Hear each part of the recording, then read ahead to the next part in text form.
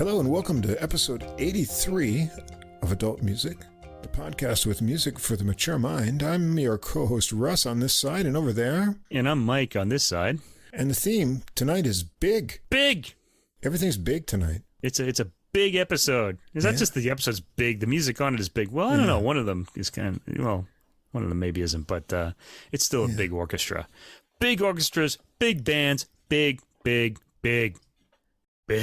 Bursting and bulging themes. Beefy orchestration and band arrangements. Yeah, and Beethoven. Lots of Beethoven. And Beethoven, well, we think of Beefy and big when we think of Beethoven, don't we? Although he's not, the thing is, Beethoven, he kind of inspired the orchestra to get bigger, but the biggest orchestras were at the beginning of the 20th century, but they didn't use like the entire orchestra at the same time. They kind of used it as these little pointillist sort of, sounds and things like that. And that's really what I love about that era so much. I just love the sound combinations. People are starting to get to know what I enjoy about music, and one of them is just these really intriguing sound combinations of different instruments and things like that, so that's one of them. I'm going to hear a little of that tonight, actually. I think the other thing we've got going tonight is a good balance between lots of music, including the Beethoven, that is very familiar, but it's going to be done in a different way. We've got some Tchaikovsky, as you've never heard it before. Right. But we've also got a mix of probably some music most people haven't heard, both in the jazz, because it's new and original, and also in the classical, a little bit modern bend in the road as we go along with some interesting stuff too. Yeah, you mentioned that Tchaikovsky. It's a Latin Tchaikovsky, and we did like a Latin Mozart last week. So it's kind of so from the classical. We were from the classical end last week, and now we're going from the jazz end. We got like a Latin Tchaikovsky thing going. Yeah. So it's all mixed up here. Before we get into the music, I remind listeners, as always, if you're wondering what is this weird music they're going to talk about, this big Beethoven and big bands, well, you can find links to all the stuff, all the recordings for Spotify and Apple Music in the episode description. Also at the top, there's a link where you can get all the music in one place, and that's on Deezer, our preferred streaming platform. You hear everything in CD quality, nice catalog of jazz and classical music. Just look for us there, Adult Music Podcast, and you can also listen to the podcast on Deezer if you'd like. Now, if you don't see the full description or links on whatever app or platform you listen to us on, you can always come over and check us out on our host site, which is Podbean, PODBEAN.com, and everything's easy to follow there. If you enjoy the podcast, please do follow or subscribe on whatever app, platform you listen to us on. And please do take a moment, give us a ranking or write a review. It just takes a minute to click on that. We haven't had any reviews recently. And when we get someone to just click on, if you're listening on Apple Podcasts, go ahead. It doesn't cost anything. Give us 5 stars. That helps us get listed in the browsing recommendations. We finally popped back in there this last week, and we've got some new listeners from around the world. Helps us grow our audience, so we'd appreciate that. In addition, you can come over and check out our Facebook page where we upload things during the week. I put up a bunch of jazz new releases there, some other tidbits, interesting things. You can see our handsome mugs on the photos there. You can also leave a comment, message on Facebook. And if you want to write to us directly, you can get in touch by email. We'd love to hear from you. Check us out, Adult Music Podcast, all one word, @gmail.com. Love to hear from you, and we'll be sure to reply. Yeah, and if you look at that picture, you'll know that, like your favorite childhood DJs, once you see their faces, it just doesn't match the sexy voices that they have. Although I remember when I was young and listening to rock radio, WPLJ in New York, I finally did get to see Carol Miller on TV, and she was as hot as she sounded. So, oh wow! So if you're listening, Carol, if she's still around, I don't know, she might not be around. I don't want to say that because maybe she's a fan. You never know. We do have faces for podcasting. We have podcasting faces. Oh, another thing, speaking of subscribers, like people don't subscribe. We get a lot of listeners and they just download, they don't subscribe.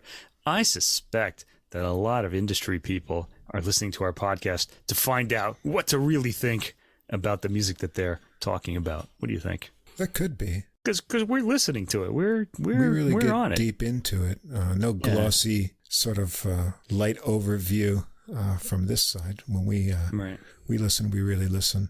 Also, I think we're doing a pretty good job with the variety of things.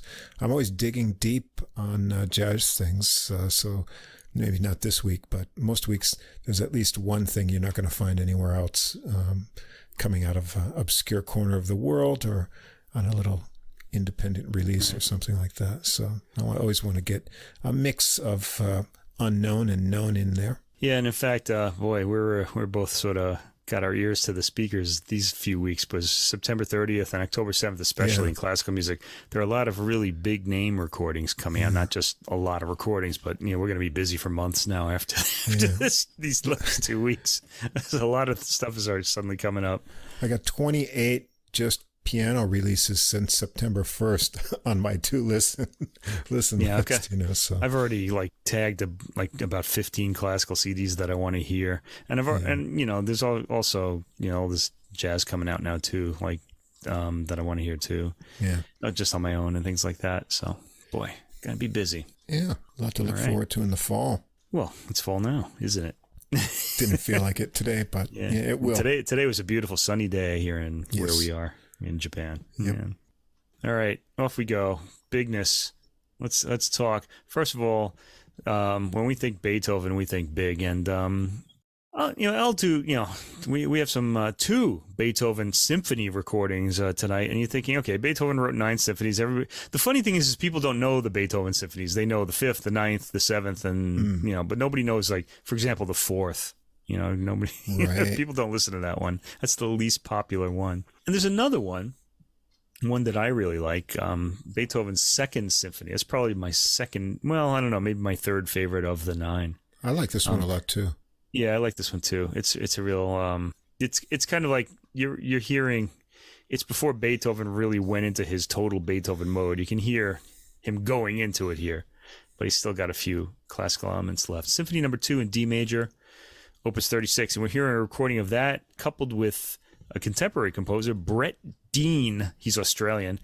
A piece called Testament, music for orchestra, and that work deals with Beethoven in a sense, because it's the testament in question is the Heiligenstadt Testament, which Beethoven wrote when he found out he was losing his hearing, and he was contemplating suicide, which of course he didn't follow through on. But he lamented his fate as a musician. He was losing his hearing, and he went on to become this really heroic composer that the entire 19th century admired, and we still admire today, really.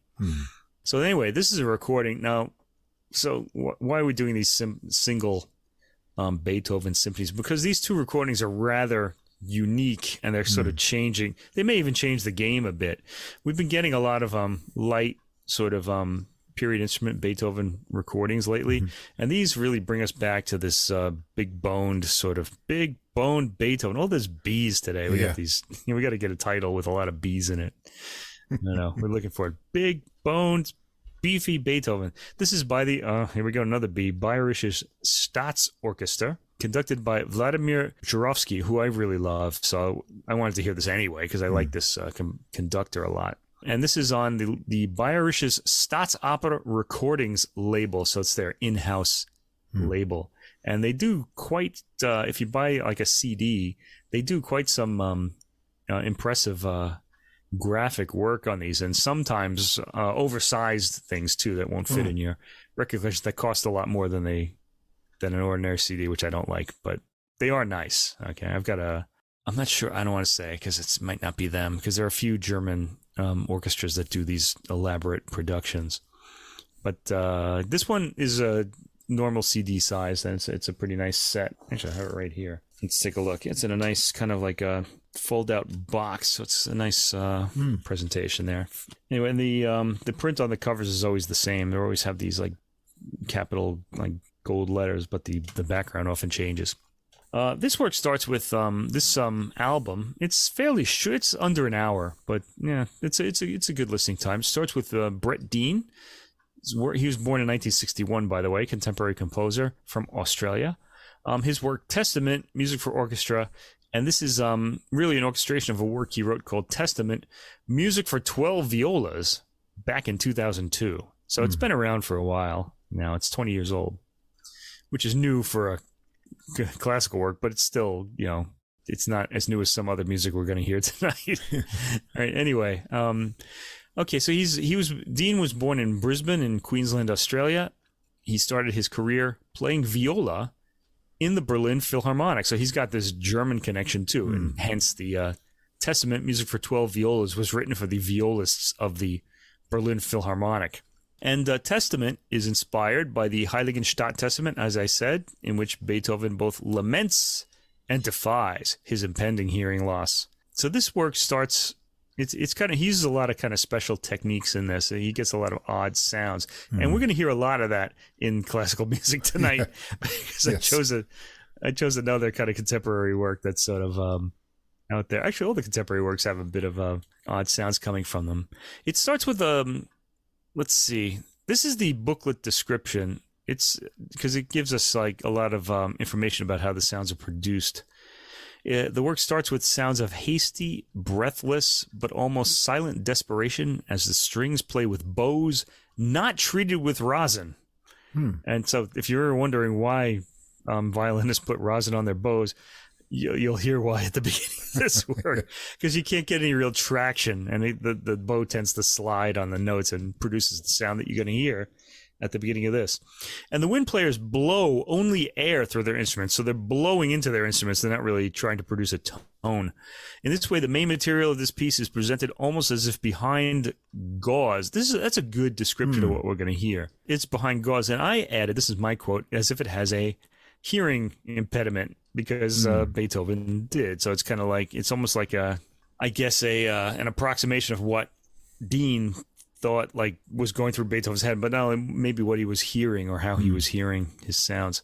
He apparently, from what I've read Solomon's biography of him as well as other works, and he apparently could only hear the low end of things. And people think that, I don't know that this is true, but people think that the Moonlight Sonata, the first movement, because it's so much of it is in the bass end of the piano, is sort of him sort of telling us what he's hearing, basically his kind of range. I don't know that that's true, but it is an odd work though for its period. Anyway, this gives way to slower music led by a high floating cantilena in the flute, the flute represents a setting of some words from Beethoven's text in rhythmic and melodic form. There are also quotations from the Razumovsky Quartet No. 1. Even if you don't know the work, they're very easy to identify because they're actually melodic.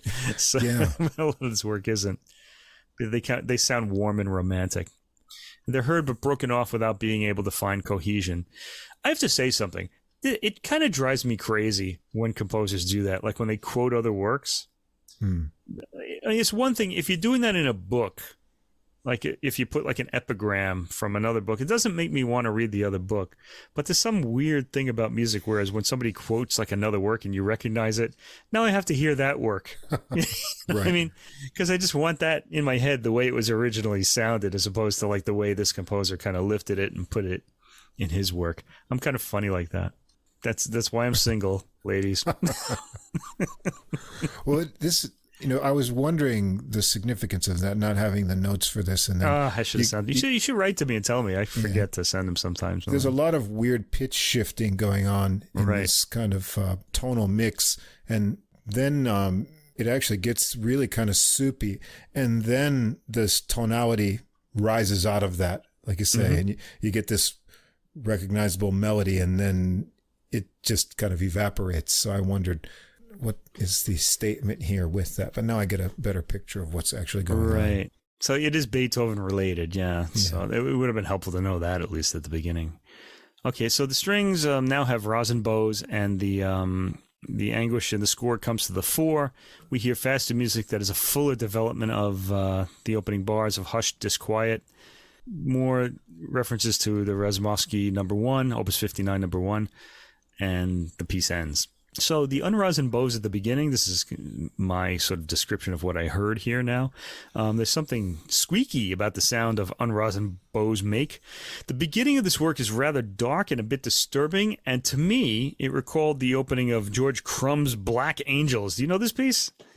Black Angels for Electric String Quartet? Maybe heard it once. It's kind of like a Vietnam War kind of type of piece. American composer, listeners, it's really challenging, but give it a listen. Black Angels, the Kronos Quartet played it. That's a good recording of it to listen to. There's a crescendo leading to a dark and bit disturbing section. Let me see. Oh, I'm sorry. The crescendo leads to a quiet, eerie section at about 1 minute and 30 seconds. The word eerie comes up a lot for me tonight, I have to say. It's in my notes too, yeah. Yeah. a lot of the contemporary music we hear is eerie. One of the violins plays a long bowed note, not sounding solid due to the unrosined bow. And ideas in the form of connected patterns begin to take shape, but don't quite get there. And they're distantly wailing, wavering sounds. The gauze analogy in the booklet note I mentioned here is quite a good one. There's something blurry and make-outable. Not as in kissing, nice making out. I mean, not kind of indistinguishable. Indistinguishable. That's the word I was looking. Okay. I wrote unmake-outable because I'm losing my mind. All right, about this. There you go. This is why I do a podcast and don't write columns on classical music, ladies and gentlemen, because I invent words like that. Anyway, yeah, indistinguishable is kind of close, but I wanted something kind of original here, so there you go. There's a quiet droning section at the 5th minute and beyond. We hear a sound morph into low reeds, always a fun thing for me, at 5 minutes and 30 seconds. And by 6 minutes and 12 seconds, we're finally hearing a solid melody. This is the Razumovsky material. And the now rosin-bowed violins, but it keeps breaking off. There you go. The Razumovsky Quartet, Opus 59, number 1, which you should all know, by the way. And if you don't, get to know them. That's your project for the next year or so, because multiple listens won't hurt you. Okay. The music becomes fragmented after that, droning and haunting at 7 minutes and 30 seconds. At around 7 minutes and 48 seconds, frantic descending figures burst from the strings. And I kind of interpreted this as the constant, unpredictable changes representing Beethoven's fraught mind at the time of the Heiligenstadt Testament. You do get a sense that these quick changes are kind of like, oh, there's this, and oh, this is happening. But, the way your mind just keeps flashing when you're jumping around when you're in a stressful sort of situation. By 11 minutes and 20 seconds, the orchestra is aggressive and active, with timpani weighing in as well.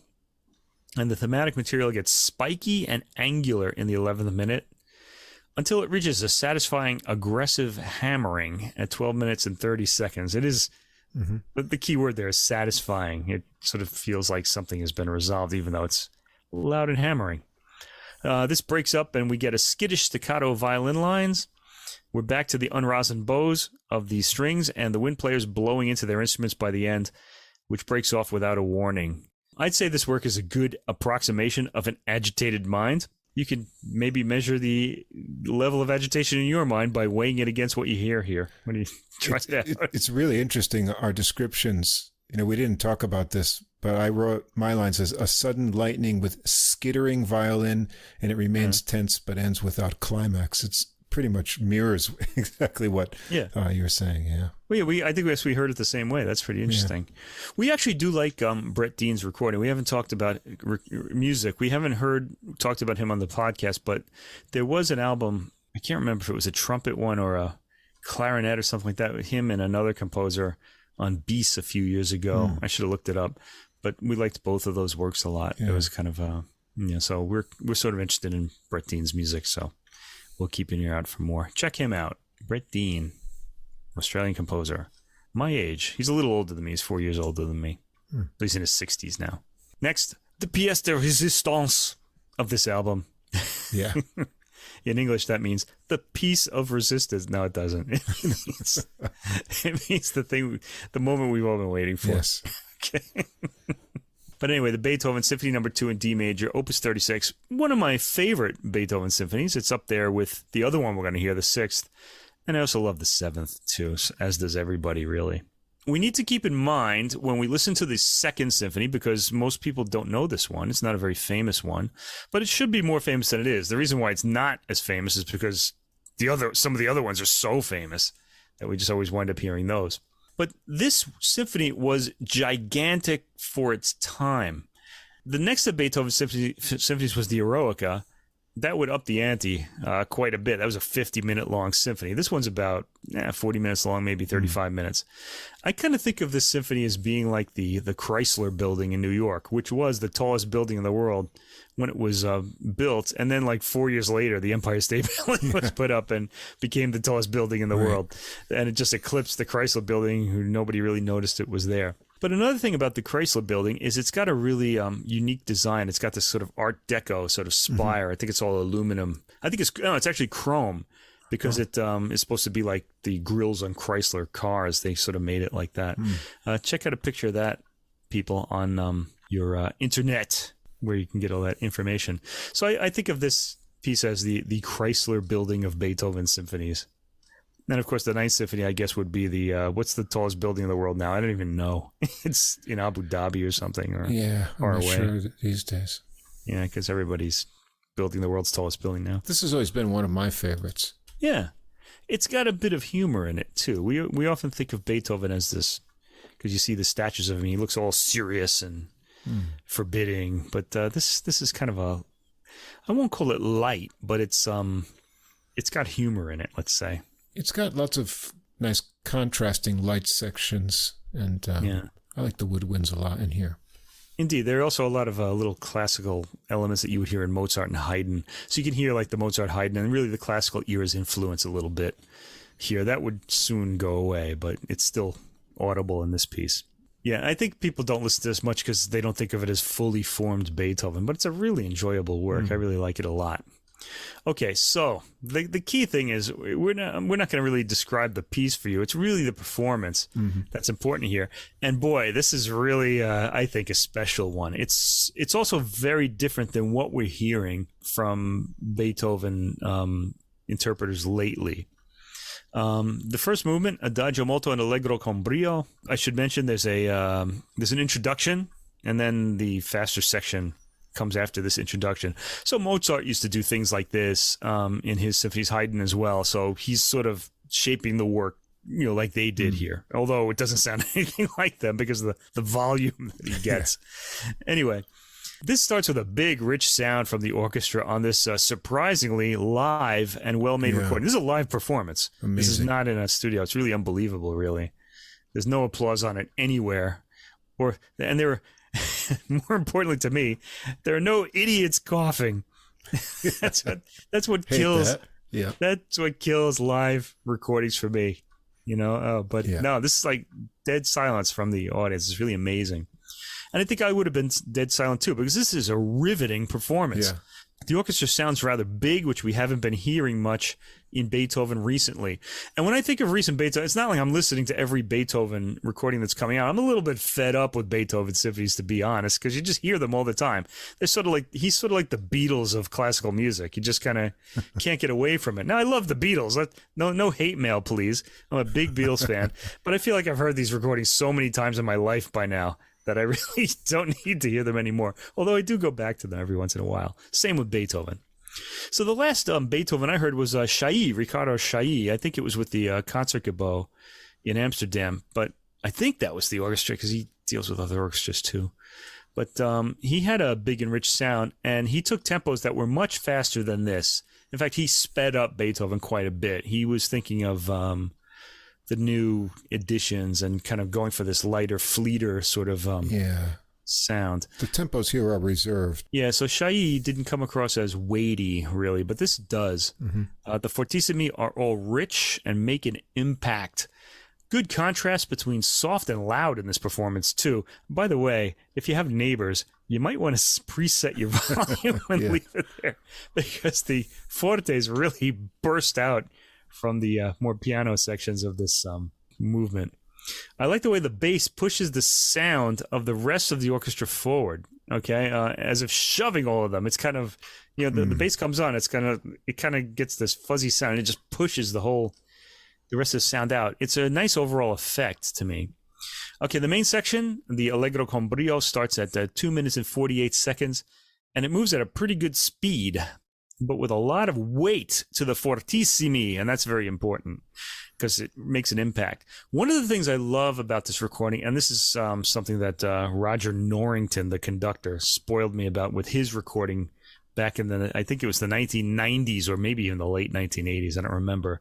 He did one of the first period instrument recordings of Beethoven, and he used this bass drum that just boomed out of the recording. And in the second theme, you hear it quietly, and then the line repeats, and there's like this, because I think of it the way he did it with this loud bass drum. Here, the bass drum is really kind of very muted when he does that second theme. It disguises the bass drum on the forte sequencing of the theme. So the development of the material starts at around 6 minutes and 59 seconds, or 7 minutes and 7 seconds, depending on where you place it. I have to say, when I heard this recording, when I listened to this week, I had my day job, and I came to this. I was in my chair, feeling kind of tired after a day of work, and this really woke me up and energized me. So I was all in with this. The development moves with good energy. The rhythm and forward movement never slackening, and that's true throughout this entire work. This sort of forward momentum continues.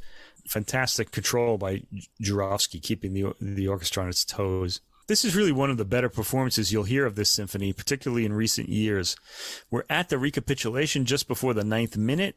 In the second theme, at about 9 minutes and 30 seconds, we can more clearly hear the thudding bass drum in the new key. There's a long, almost 2-minute coda at the end, and all in all, a great performance, well caught by the engineer. And this movement might have you on your feet cheering by the end. But sit down, there's more to come. Second movement, Larghetto. I like the way Jurowski pulls out the counter melody under the main theme, making it easily audible. Again, the fortes, pinned down by the heavy bass, registers strongly and dramatically in this otherwise gentle movement. The tempo is well chosen. That's going to be the case throughout, too. It's more on the fast side, which I guess is where it gets its momentum from. We get a real sense of momentum from all of these movements. But otherwise, it's what you'd expect. There's a nice pause just after 3 minutes and 30 seconds to introduce a new section. Jurowski makes sure we register every change of texture. At 4 minutes and 34 seconds, listen to how loud the chugging string rhythm is, which at 4 minutes and 53 seconds, the rest of the orchestra temporarily picks up. And also the pulsing chords at 5 minutes and 20 seconds really pulse. You get that real sense of it. You can almost feel it as well as just hearing it. All of this keeps the sense of forward movement going, and Jurowski makes the most of it throughout the movement. It remains rhythmically vibrant, despite the rhythm not being in the forefront. Third movement is the scherzo. Now, a little historical note here. This would be a minuet and trio normally in Haydn and Mozart. Beethoven really hated this and changed it to a scherzo so he could do whatever he wanted. This one it kind of has the form of a minuet and trio, but the material is not danceable at all. There's a lot of contrast from bar to bar between light and heavy. Mm-hmm. It's pronounced and satisfying in this performance. The rhythm has a real spring in its step, vibrant performance of the allegro, and the trio starts at about 1 minute and 50 seconds, rather surprisingly pulls back and plays the theme more slowly and deliberately. It's certainly a contrast with the allegro, but I'm not sure about this. I would have liked the rhythmic drive, which is there, to continue. When the allegro comes back, it sounds like a huge release of wound-up tension, as it really takes off at a noticeably higher speed than the trio. I guess he wanted that wound spring kind of effect, but I would have liked the trio to have been faster, the middle section, that is, to have been faster. Anyway, the fourth movement, Allegro molto, is kind of a comical movement. It's high spirits. It's got sort of this hiccup at the beginning and a grumble. Dun, dun, dun, dun, dun. It's kind of like a hic. And it's funny because it's also easy to pull out when he's developing the theme and as it goes on. It's played at a high speed. It's very fast. The opening notes sounding like an actual human hiccup in the violins. Like that's what gave me the idea, really. There's elegance in the theme at 30 seconds, but themes rather abruptly get swept away for more urgent material, as though Beethoven is trying to write this movement quickly. Maybe the hiccups are, he wants to relieve that, and he's trying to get the rest of it done so that he can relieve his complaints, shall we say. Jurowski catches that I've got to get out of here sense with actually sounding like he himself is rushing the orchestra. So he does not sound like he's rushing the orchestra, but he does have this sense of urgency. We got to get this done. I got to go sort of feeling. I love the way the bass accents loudly register with impact. There's real chaos at 2 minutes and 19 seconds and beyond, with the hiccup leading to other interruptions in rhythm and line. The theme comes back after this. A perfect tempo is taken for this, and all the orchestral hijinks, oh man, there's a word for you, are realized with great comic timing and an inexorable forward movement. I like the rushing of the string and wind theme at 4 minutes and 40 seconds and after, and there are a lot of false cadences and interrupting chords before the ending is reached with big, hammering chords. That's the Beethoven we know and love right there at the end, making his presence felt. Okay, so in conclusion, that's the whole album, just those two works. And I'd say this is a performance that everyone needs to hear. It does everything perfectly, and there's genuine excitement and electricity in the playing. It seems just right for where we are in Beethoven performance today. It's also a symphony that many are not familiar with, and it's worth your while to get to know it. It has many memorable themes, and it's a fun piece. I found the sonic world of Brett Dean's Testament interesting, probably more now that the whole orchestra is involved and not just 12 violas, although I probably would have liked to have heard that too. It's a rather dark work, so provides a contrast with the Beethoven Second, which is really a lot lighter. And it's mostly atmospheric, setting a mood, certainly worth a listen. So I urge everyone to hear this album. Yeah, the Dean, it's got some uneasy sounds in it, and then that sort of tonal part that emerges there with another work. So it's a little dense to get your mind around, but it is interesting. But this Beethoven, yeah, I said it's stately in that, you know, the tempos are held back a bit compared to some that we've heard recently. It's extremely dynamic.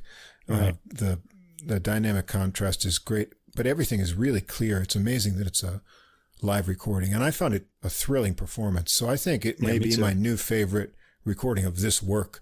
And I have maybe, for me too. Could be. A half dozen other ones, and especially we've been hearing this lighter Beethoven. We did a couple cycles of these that have come out in the past few years, but this is just really, you know, like a theme park ride through Beethoven here. It's just a great recording. So I recommend this to anyone who enjoys Beethoven's music. Yeah. One thing about this is if you sort of compare it to the recordings of the past, it has like sort of the heft of those, but those were very slow. The ones like, you know, that Karajan and before him did, they were much slower than the fleeter tempos that we got from, you know, the period instruments movement. Now he's a bit slower, but I think he's faster than the older ones. Yeah. Because I think that the older composers from, like, say, the 70s and before, they were going for a more romantic sound, and period instruments pushed Beethoven back into the classical era more as far as tempos went, and now we're at this, which is pretty interesting. We still have like a classical tempo with a romantic heaviness. It's kind of, and Beethoven really has like a foot in both worlds. He really is in his own world, really. It's kind of interesting to think about the way people interpret his music. All right. Anyway, our next recording is another Beethoven symphony. This is Symphony Number 6, the Pastoral. Also one of my favorites. It's a very tranquil work. I like this more and more as I get older, I think, because it's good to just kind of lay back. Put you out to pasture. Put me out to pasture. Out to pasture. This is kind of what I want it to be like. Let's say. Yeah. All right. And if anyone's seen the movie Fantasia, the old Disney movie, there's all these like centaurs and, you know, kind of like ancient Greek mythology creatures kind of just sensually enjoying the the setting, okay, set by this work anyway. And this is paired with a work by Stephen Stucky, American composer. I got his years here. He died about 10 years ago, 1949 to 2016. Okay, so he's a 20th century, early 21st century composer. Silent Spring from 2011. We'll get to that based on, of course, the Rachel Carson book of the same name. I'll explain that more when we get to it. This is the Pittsburgh Symphony Orchestra, conducted by Manfred Honeck, German conductor, I believe. And this is on Reference Recordings, and it's an SACD. All right, now, Honeck has been releasing gradually all of the Beethoven symphonies, and he's got a pretty unique take on them all as well. They're all worth hearing, and I really wanted to talk about this one, which is Symphony Number 6, Pastoral. Now, we start this work with the Pastoral. The programming here is really interesting. The Beethoven starts the program. And then we get the Stucky as the sort of concluding piece, or maybe encore or something. The pastorals are pretty gentle work. It was written at the same time as the Fifth Symphony, which is this real barnstorming, taking fate by the throat kind of work, whereas this is much more gentle. These also have descriptive movement names, and the first one is called Awakening of Cheerful Feelings on Arriving in the Country, Allegro ma non troppo. Okay, so I didn't listen to this in surround. I had this on 2-channel, SACD. And the opening is taken at a rather brisk and excellently flowing pace. Flow is going to be the catchword for this particular performance, because these rhythms, often 6/8, just he really accentuates that, the flowingness. This whole idea of flowing water is all over this piece, all over this interpretation. This has heavy bass and a rich sound from the orchestra. This is an SACD, as I said, and SACDs are usually recorded at a really quiet sound level, so you can turn them way up and you get all this detail. It's just really fantastic. But this particular SACD is recorded very upfront, and that's a little odd. The fortes come in very loudly here. The sound isn't as rich as the Hardenberg SACD we heard last week, which was really amazing. Details emerge well. There's a high definition, but the SACD recording is merely good in a medium that can really wow the listener. The channel, when there are fortes, the sound just really saturates in the channel, and you can hear everything, but it doesn't. There's not like a clear line, like sort of distinguishing it all. It's sort of way too upfront. I'd say the Jurowski CD we just heard sounds better than this SACD actually. So sound quality wise. A warning: don't turn it up too loud, because we'll get you might to the have an storm, accident later. Yeah. Right. Okay, there's a good, but the performance is fantastic, as has been the case, and really unique too, as has been the case with all of the Honeck recordings with the Pittsburgh Symphony Orchestra. I don't want to say that it's a bad recording. It's not. It's just very upfront, and it's just not as. I think there could have been more distance, let's just say, between the microphone and the orchestra if we're recording an SACD. There's good rhythmic incision in this movement too. Incision, like cutting. I think of it as like sort of like stone cutting. It really seems very precise and well thought out rhythmically. So I'd characterize this performance as flowing, legato, rather fast tempo, deeply etched rhythms. As for Honecker and the Pittsburgh's interpretation, Honecker is another of those conductors like Jurowski who manages to find hidden elements in the score and bring them musically to the surface. We hear elements of that, but the movement's interpretation isn't a revelation. Given these two recordings, we seem to be heading back to big-boned Beethoven, because this is also a very big-boned performance. Movement 2, Seen by the Brook. This is a more andante. In fact, it's labeled andante molto mosso. There's a nice muted quality to the sound of the lower string accompaniment of the opening, and the flow with legato like gentle waves on a lake, or I guess a brook, since it's called Seen by the Brook. I'm impressed at how well Honeck and the Pittsburgh players capture that quality of the flowingness of the water. We get a good sense of the 6/8 time signature, again, deeply etched into the interpretation.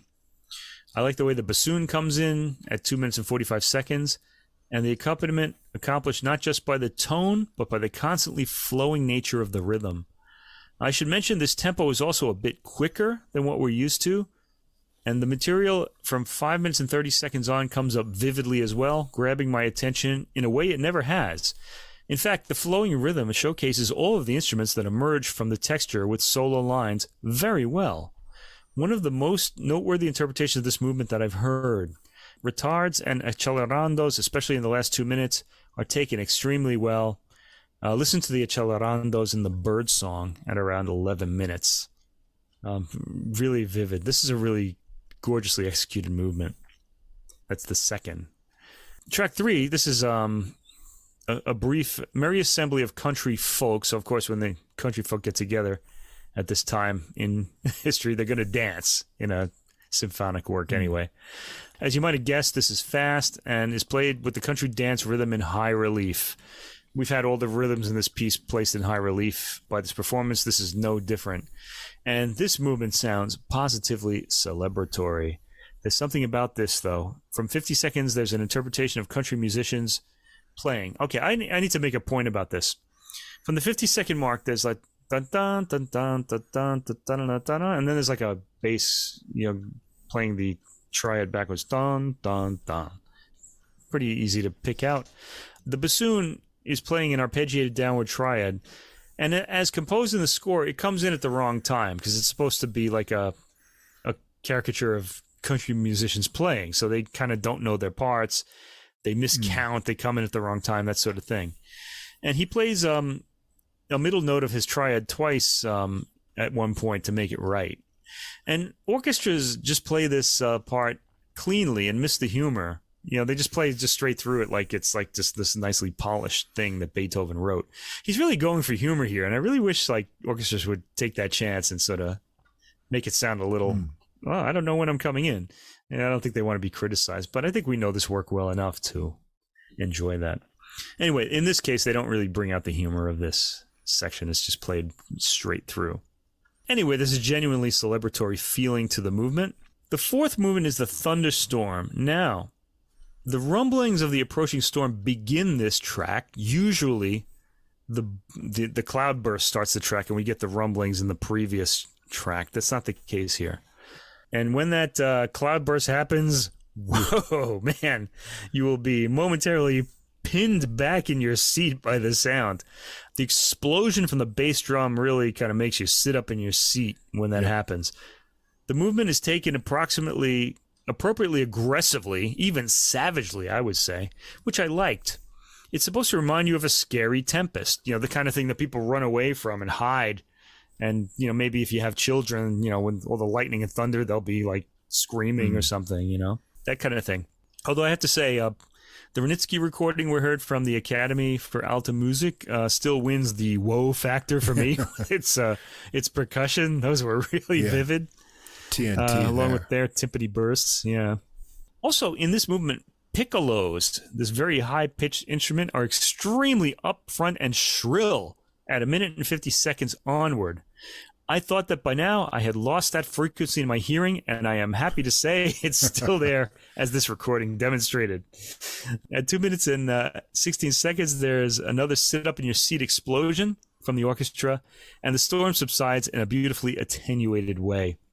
A really well-thought-out performance of this movement, and really of the work in general so far. There's a nice warmth leading to the Thanksgiving movement, which is next.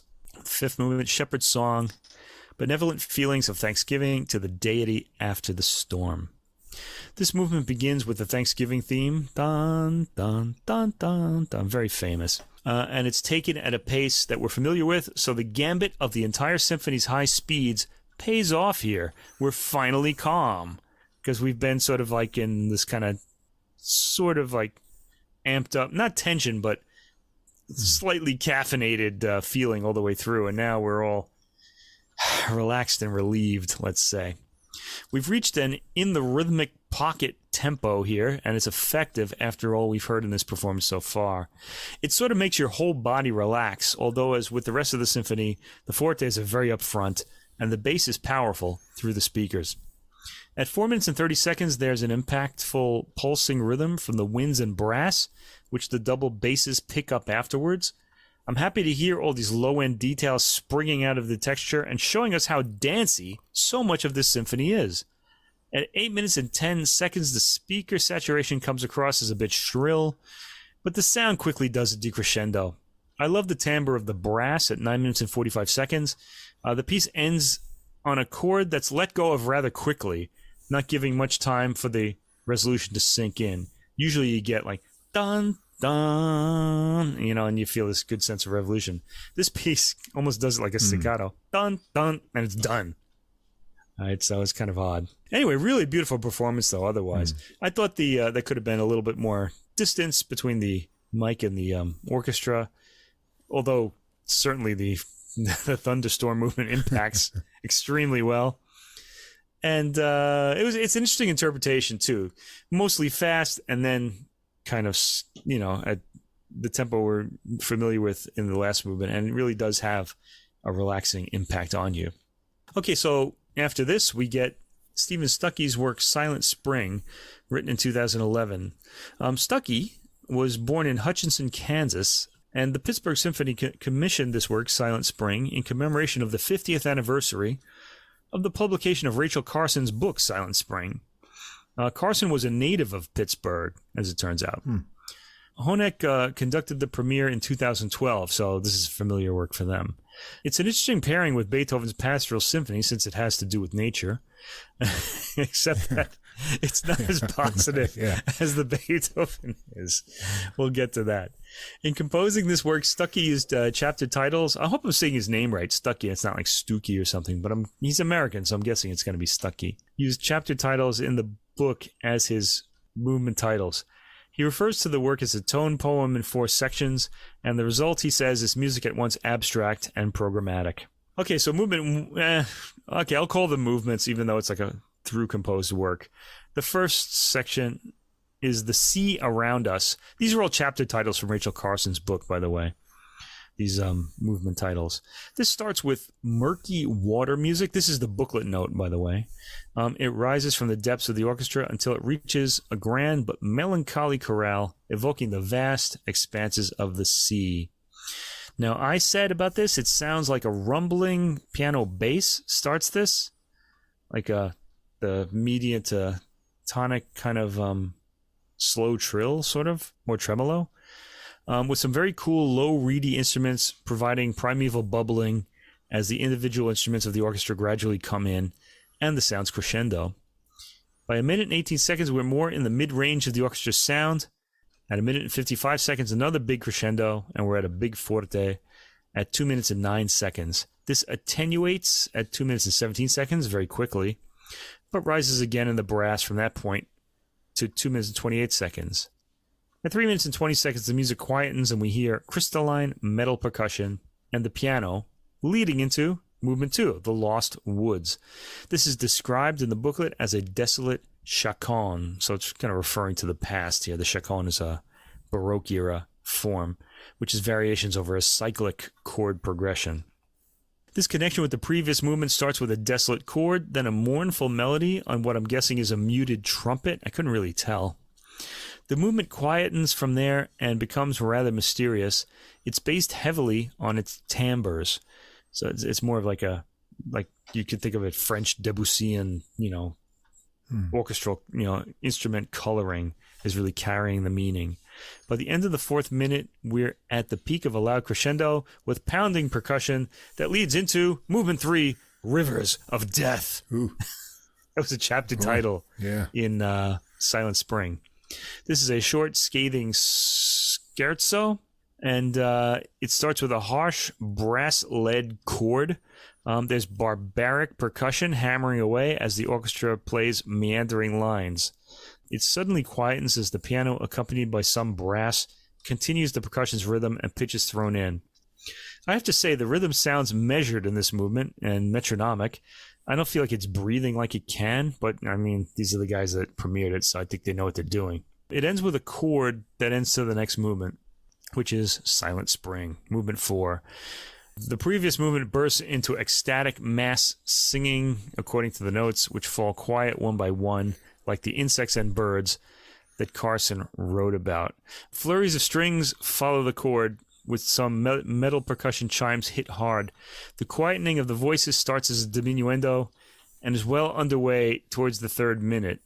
The last minute is very close to silence, which features gentle bangs on a harp, or perhaps a piano's interior, with low reeds commenting with single tones. A lightly tapped cymbal has the last word. So this is a program with a happy Beethoven work leading to a desolate, sad ending in the Stephen Stucky piece. Excellent performances and a merely good DSD recording, in my honest. I think it was just too close. The Beethoven comes up sounding fresh and vigorous. The Stucky had some interesting timbral combinations in it. I liked it enough. It didn't really captivate me, though. I think the performance could have been more aggressive, but it sounds like it's hard to play, so that may not have been an option. It's certainly listenable for those afraid of contemporary works, and this is an album worth hearing. I would urge you to hear this too, especially if you like the Beethoven Pastoral. It's sort of a different take on it. Yeah, I like this Beethoven. Not as much as the previous one, but there's a lot of good interpretation here. I enjoyed the sonorous brass, the overall mood that they capture with the tempos. I like the sense of motion. It's a good recording, interesting interpretation. I actually enjoyed the Silent Spring, despite the downer of it's kind of a downer. Yeah, I mean, if you're going to use this as a basis for your kind of tone poem, you kind of know what it's going to sound like. But yeah. That said, despite the dark themes, I really enjoyed the excellent use of all the timbres in the orchestra. Yeah, I think Stucky we heard a lot of that. was really kind of artist of tone colors, and so I really enjoyed those points. And also, it's got good tension building and climaxes, so there's a good sense of sort of building up and releasing in the different movements. So like you said, if you're someone who doesn't think they can follow contemporary works so well, I think this one is pretty easy to work through, and it has certain points where you're going to feel tense things. They get resolved kind of nicely, and along the way you get to hear all the colors of the orchestra used to good effect. So yeah, I think it sounds about as good as it can for something that has it's a good work. It's just kind of a downer. Rivers of death and things. Yeah, rivers of death. Yeah, but that's the 19th century audiences would have loved stuff like that. They just wanted to explore death in all of its ways. This is of course a 21st century work though. Anyway, my third choice for tonight. This is the moment we've all been waiting for. My pronunciation of this Lithuanian composer's name. And here it is. Drum roll, please. Zibuokle Martinaityte. Martinaityte is the family name. And I'm going to sort of slightly anglicize this Martinaityte. Okay, I'm not going to kind of say it like a Lithuanian. I don't think I can anyway. And the album is, as I said, she's Lithuanian by culture, I guess. She's born in Russia, in St. Petersburg, okay, to Lithuanian parents, okay? And she now lives in New York, by the way. Anyway, she was born in 1973. It's a woman, too. We have a woman composer, for those of you who are really into that. I know we have at least one listener who is, because she's always telling me, you have to talk about more women composers. I wonder what people in New York call her, because I can't imagine they call her Zibuokle. She has to have a nickname. Anyway, maybe one day we'll interview her and we'll find out. Yeah. Anyway, she's around your age, I think. She was born in 1973, so she's kind of closer to your age than mine. A little younger than me, but a little younger. Okay. And this is this is her second album on the Ondine label, called Ex Tenebris Lux, which means from the darkness, light. And this is played by the Lithuanian Chamber Orchestra, conducted by, I should have looked this one up too, Karolis Variakojis. You could figure that out from that pronunciation. Yeah. Anyway. Okay. So when Martinaityte was born, St. Petersburg was referred to as Leningrad, you might remember. It was the Soviet Union then. Her teachers included the celebrated composer Bronius Kudavicius, who was Lithuanian, who had declared musical independence from the modernist movement in Europe. And so did very famous composers like Arvo Pärt and Henryk Górecki. Now, this is a good thing when we have all this opposition in music. Like modernism was kind of, it was all that 12-tone sort of things. We got some good things out of it too, like the music of George Ligeti, which I really like a lot. But these guys were going against that, and that's always a good thing because you get variety. I really like that. And Martinaityte's music is said to be a further development of the work of these composers. And boy, if you think of Arvo Pärt's music as static, as not really moving much, hers moves a lot less than his, if you can imagine such a thing. Well, you won't have to imagine it. You can listen to this album. Her music is simultaneously expansive and restrained. I think that's actually a really excellent description of it. But you have to hear it to really know what it sounds like. By the way, her other recording was called Saudade, and it came out early in 2021. So if you like this one, you can go back to that one too. All of the works on this album are for string orchestra, And her music is fairly static, as I said, and seems to suspend temporal perception, which I believe is what the purpose of this type of music is. It wants to put you into that spiritual state of like timelessness. In these compositions, she's even more austere, rarely straying from the diatonic scale. There are microtones at points. And she's always in 4/4 time, too, although you don't really get much of a sense of a pulse from this music at all. It just sounds like... The word, in the booklet note, the word soundscape is used very often. And that's really what these are, soundscapes. It's kind of hard to call it anything else. If you think about, I actually wrote I can't remember where I said this, about music.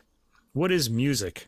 Well, if you think of music as something with chords and a melody, you wouldn't think of what we're going to hear here as music, even though it's appealing and kind of simple and kind of soothing. I think this captures when you say scape, and the movements we have here are seasons.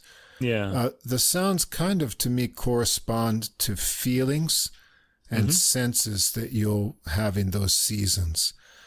So if you think of winter as cold and brittle, you're going to hear sounds that evoke those kind of feelings. And conversely, the summer and autumn have more warm tones and kind of greater feel of sustain.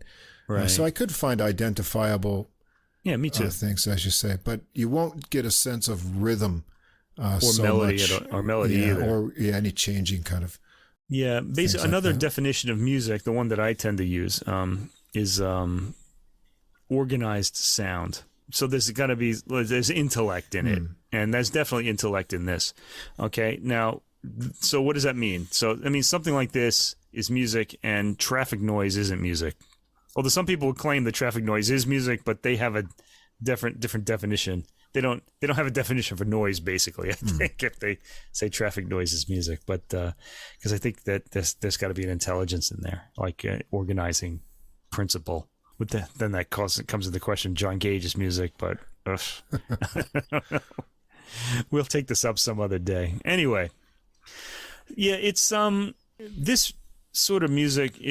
There's no pulse or anything like that, and really the whole thing relies on the timbres and the sort of different shadings that we hear in the string orchestra, and there are a lot of them. She really seems to pull every possible sound out of the strings. So this is more of the French influence, the 20th century French influence on music, started by Debussy. Well, it started by him, but he was the one who really made it a kind of carry meaning in his music. This is really what we're going to get here.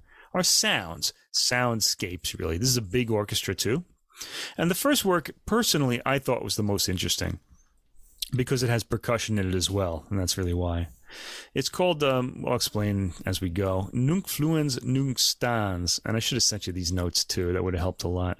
This piece was written in 2020, so it's only 2 years old. And the percussionist is Pavel Giunter. Now, if I hadn't told you there was percussion in this work and you weren't really paying attention, you might not have heard it because it doesn't boom out of the speakers like percussion often does. It's all very, very gentle, as is the string playing. Basically, and let me give you a little bit of a description of the that the booklet gives us here. Musicians play mostly whole notes, and they certainly do, and tempo changes only twice, each time getting slower. The title comes from the book The Consolation of Philosophy by 6th century medieval Roman philosopher Severinus Boethius, who you may have studied in school. The title is from a longer quote. The quote is, the piece is called Nunc Fluens Nunc Stans. And the quote it comes from is, Nunc Fluens facit tempus, Nunc Stans facit eternitatem, which means, the now that passes creates time, the now that remains creates eternity. And you do get a sense of eternity here. Now, in the booklet, there is no word that even evokes a sense of spirituality or things like that. She doesn't seem to want to say that, but whenever you're going timeless, you're going for some kind of a spiritual sort of feel or trying to give the listener something like that. She's not intentionally trying to do that, and she wants to just kind of interpret this name, but I got that impression from it. The work was composed during the early months of the COVID pandemic in 2020. And the percussionist in this piece plays a vibraphone at first. That's not a marimba, it's an actual vibraphone. Mm-hmm. Crotals, gongs, a bowed cymbal, and one tubular bell. And the percussionist anchors the arch of the entire work because the strings are really very, just sort of spread out and sort of making their luminous sound, let's say. We hear the vibraphones first. They start tremolos. All right, let me go through this. Let me see. It starts out, this is me now. It starts out, not the booklet anymore. This piece starts very atmospherically with the strings starting quietly and doing a gradual crescendo, sounding like a fade-in, okay? There's bowing sul ponticello, which means the violins or the strings play on or near the bridge, and that gives a more brittle, ghostly sound than the full sort of resonant tone that you get when you play where you're supposed to play, or just behind the neck. It's got a disembodied effect. And in the beginning, you hear only strings, yet they're capable of a lot of timbres, and that's what you should be luxuriating in. The music is calm, but not warm. I find sul ponticello playing to be icy. I guess for being from Lithuania, that's appropriate for this composer. There's a very light vibraphone hits just before the second minute. The pulse is coming from the vibraphone, sounding like a wide tremolo as the sound sustains after the bars are gently hammered. The effects are manipulated over the next 3 minutes, and a very gradual crescendo continues. The vibraphone starts playing tremolos, then tremolos on 2 notes, and we start hearing the crotals at 7 minutes and 10 seconds, so that's pretty far into the piece. So this is only the second percussion instrument we're hearing. It's a startling chiming sound because we've been in this gray world of vibes and strings for 7 minutes. By now, the strings have gone to a higher range and are fairly loud and eerie. There's that word again. At 9 minutes, we hear a gong gently rumbling, another new timbre. And by the 10th minute, the gong sound is more present. Now, when you think of a gong, you usually think, "Bwah," but that's not what we get here. It's very gently hit and resonates only a little bit. The sounds in this work shift so subtly that absolute attention is required if you're going to follow it. But really, you should just lay back and let it wash over you, I think. At about 10 minutes and 55 seconds, you hear the cymbal being scraped on its side by the bass bow. Well, it's a kind of harsh sound, but again, it's very quiet. It won't really, it's not disturbing, really. All of the percussion in this work is very subtle. And because of the staticness of the entire work, these individual sounds emerge as revelations, but subtle ones. You have to be paying attention for them to make their gentle impact, which can go by unnoticed. For me, the attention given to the work should be meditative. I noticed that I actually do meditation, and after that, you're just more sensitive to everything around you, so these little things that other people often don't notice, you will. And that happens in this piece, too. There are things where if you're really attuned to it, these little beautiful details will just pop out of the score. This brings the work into a spiritual realm for me, which I'm sure that the composer intends, even though the booklet doesn't mention that. The string texture shifts as the work goes on. By the 14th minute, the strings have diminuendoed quite a bit. We hear a single crotal hit at 14 minutes and 12 seconds. I'm hearing sul ponticello at the end, along with the gentle droning of the rest of the strings. And I'm sure other techniques were used in this piece that I probably didn't notice. The work does a natural fade at the end. And it's really, I thought this was pretty fascinating, actually. You could actually just, play this and kind of, it can kind of act as a sort of white background noise while you fall asleep if you wanted it to. But it's, to me, it kind of came across as more of a meditative work. Mm-hmm. Speaking of meditative, the next work, Ex Tenebris Lux, which is the title of the album as well, means From the Darkness Light. For string orchestra, no percussion here, has 18 string players, and they all have a unique part. This is also a musical response to the world health crisis. This 25-minute continuous sonic arc starts from a very contained, low and morose yet serene dirge to an expansive soundscape and spanning the entire range of the string orchestra that is ecstatic and radiant, again, big. The transformation is very gradual, and the music is mostly long, sustained chains of whole notes and tremolos. And there are a lot of coloring of the tone via sul ponticello and other effects as well. This has a similar opening to the previous. Actually, all of these works and every movement of the last work are going to come in as a fade in, sort of, by a natural fade in by the string orchestra. So it's a crescendo from nothing in the strings. In a way, she's kind of like, at least these works, I got to hear more of her works. They're kind of like Bruckner, because like all of his symphonies, every one, all 9 of them, and even the other ones, I think, start like Beethoven's Ninth Symphony with the string tremolos. So, but her works sort of have this. All the works on this album, at least, have the that fade in sort of quality to it. The strings are droning all at the very low end at the beginning, and there are wisps of changing tones bowed out by the cellos. The composer's inventiveness draws out other sounds, sul ponticello, and there are also deep pizzicati, I guess, gently plucked and left to ring. Now, sometimes these are pizzicati, and sometimes they're the sound of the wooden end of the bow hitting the string. All right, so there's a subtle difference between the two. I would swear that the pizzicato sound, or the bow hitting the string sound, is a percussion instrument, because it doesn't sound like strings, really. The tonal field does break up for some sul ponticello shudders and other subtle effects articulated by the bow's position on the strings. At 2 minutes and 15 seconds, more active, relatively speaking, lines emerge in the higher string instruments, which sound skeletal and dry, given the position of the bow on or behind the bridge. At 3 minutes and 20 seconds, the music pulls back, and we hear a pizzicato and a deeper drawn-out drone on the basses, as the work achieves more solidity of sound. Crescendo into the 4th minute, and musical events, if they can be called that, are very fleeting in this work, while crescendos occur over long periods of time. At 7 minutes, I'm registering a real somberness to this. It really is the color gray, but it's emerged from blackness to that, so it sounds brighter in the way that gray is brighter than black. Okay. It's all a question of what you were made familiar with before. I really do like that when you have these limited sort of things and you really make something of it, which is sort of what's happening here. At around 7 minutes and 50 seconds, more brightness comes in, and even a spaciousness as the higher strings sound more separated and more concrete in their lines. At 9 minutes and 30 seconds, there's almost a wildness to the sound and a loss of gravity as it veers downwards in frequency. I feel like I'm free-falling here. Not pulled by gravity, but by direction. There's a pizzicato, which is really the wooden part of the bow hitting the strings at 10 minutes and 33 seconds and onwards. That's what I think it is anyway. Articulating a broad rhythmic figure. It comes as a surprise, as does any change with all the subtle repeating activity we've been hearing for over 10 minutes now.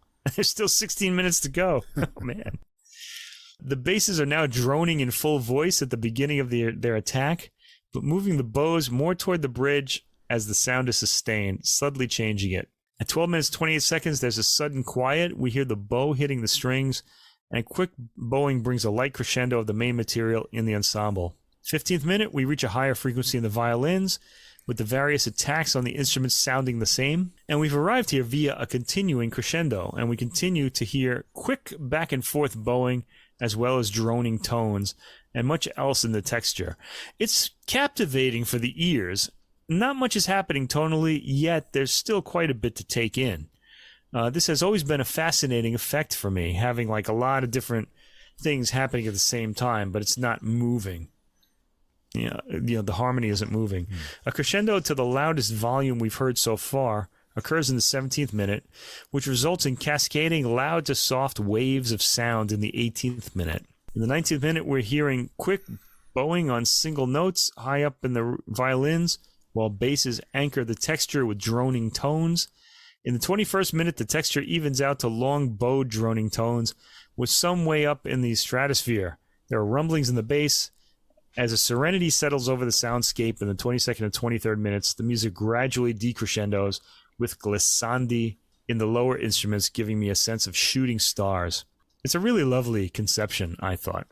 Might take a little getting used to for some people. Third to sixth movements of the final piece. This is called, it's a Finnish word, silun maisema. We have a Finnish friend. I should have written to him so that he could tell me how to say this, but I didn't. Anyway, silun maisema. It's for cello and string orchestra, and it was written in 2019, before the pandemic. This is the only work on this album that was written before the pandemic. The cellist is Rokas Vaitkevicius, and he's Lithuanian too, I would guess. So this year we've done works about the Four Seasons. We've done Vivaldi on the mandolin, which I should listen to that again. That was really great. Yeah, it was fun. I haven't heard it in a while. Yeah. And Piazzolla's Four Seasons in Buenos Aires. And here we get another take on the Four Seasons. A very different one than the other two. The cello doesn't function as a soloist in this, but rather offers a contrast in texture to all the other string parts. The title is a Finnish word, and it means, and it's kind of a description rather than a word meaning, a soul landscape. I guess that's the definition, a soul landscape, or a particular place that a person carries deep in the heart and returns to in memory. So think about, what was that place in Lord of the Rings that Aragorn liked, where the elves lived? I can't remember now. Oh, that would be a good idea, I think, approximation of the title. I'm trying to think of what it is. It's all disappearing now. All the listeners are saying, "Oh, they know." They're shouting it out at me now, probably. Anyway, the piece reflects a native environment as seen through the prism of Four Seasons. So it's supposed to be the same space, but as reflected through the Four Seasons. So again, a nice concept, I thought. Well, it starts with Winter, which has an extremely slow tempo.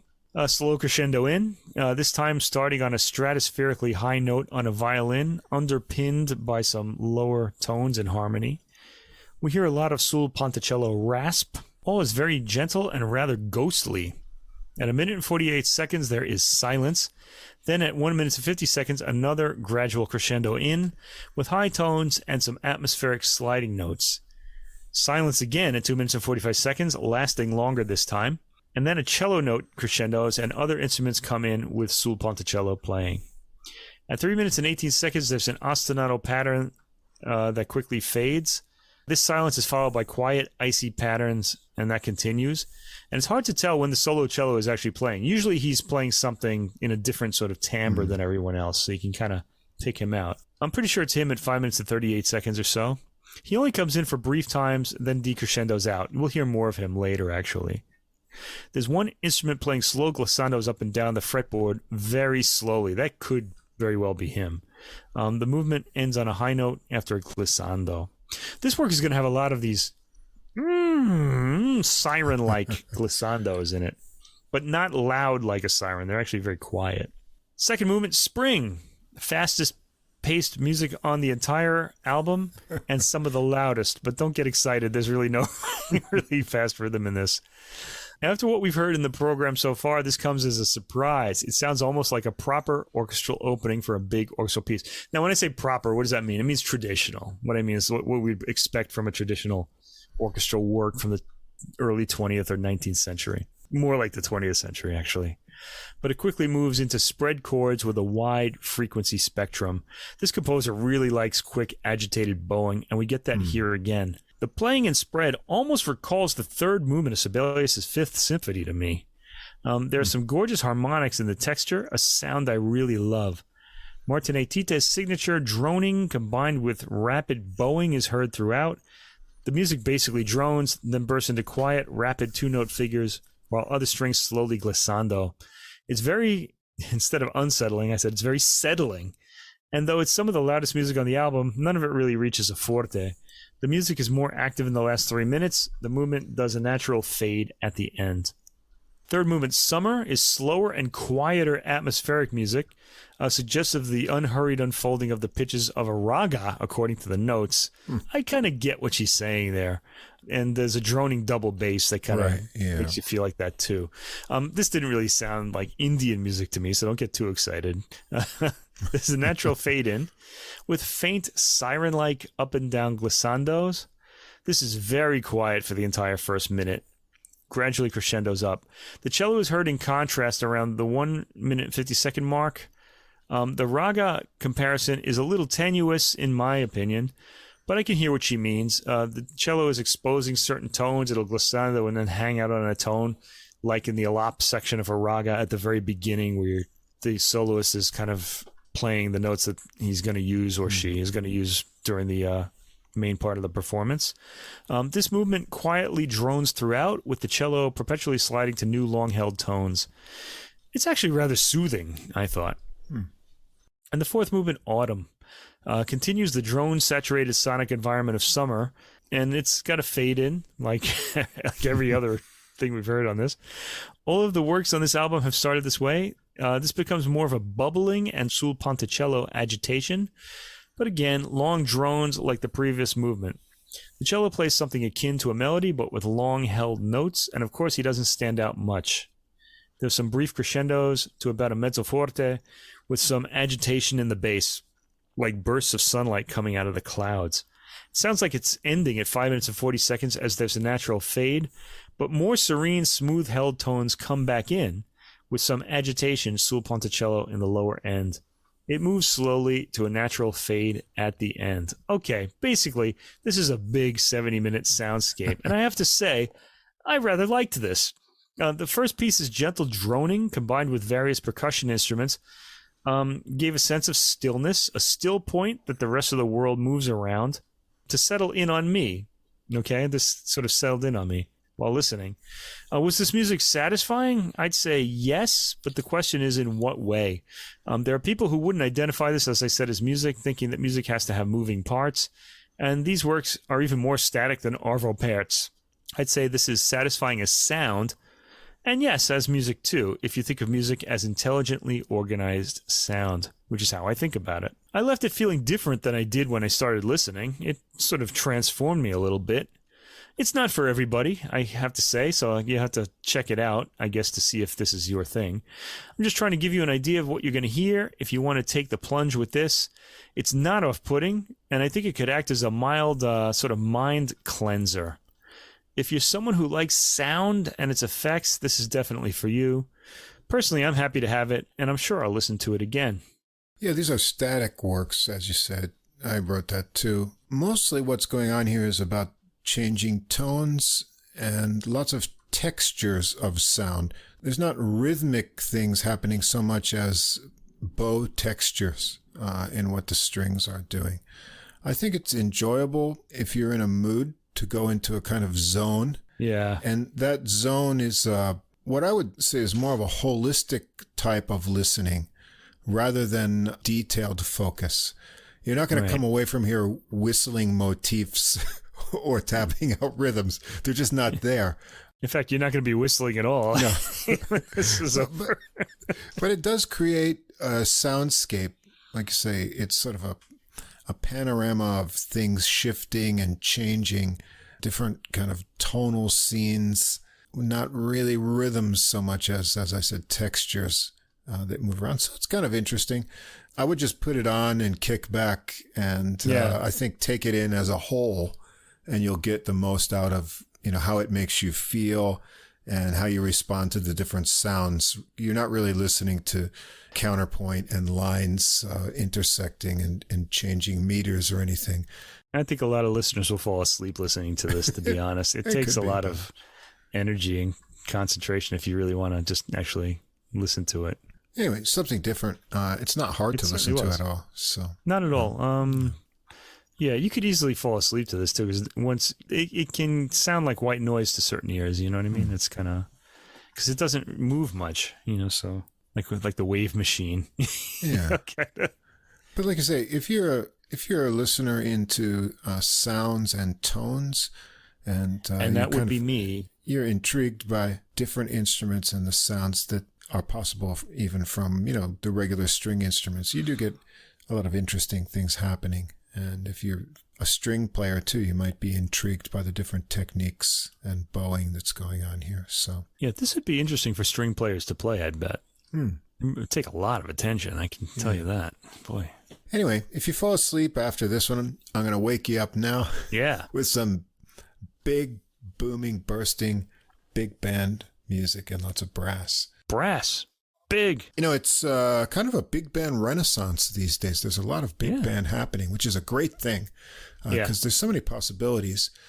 And we're going to get a mix of old and new going on here. And I've got some more big band recordings too from around the world, but we're going all American today.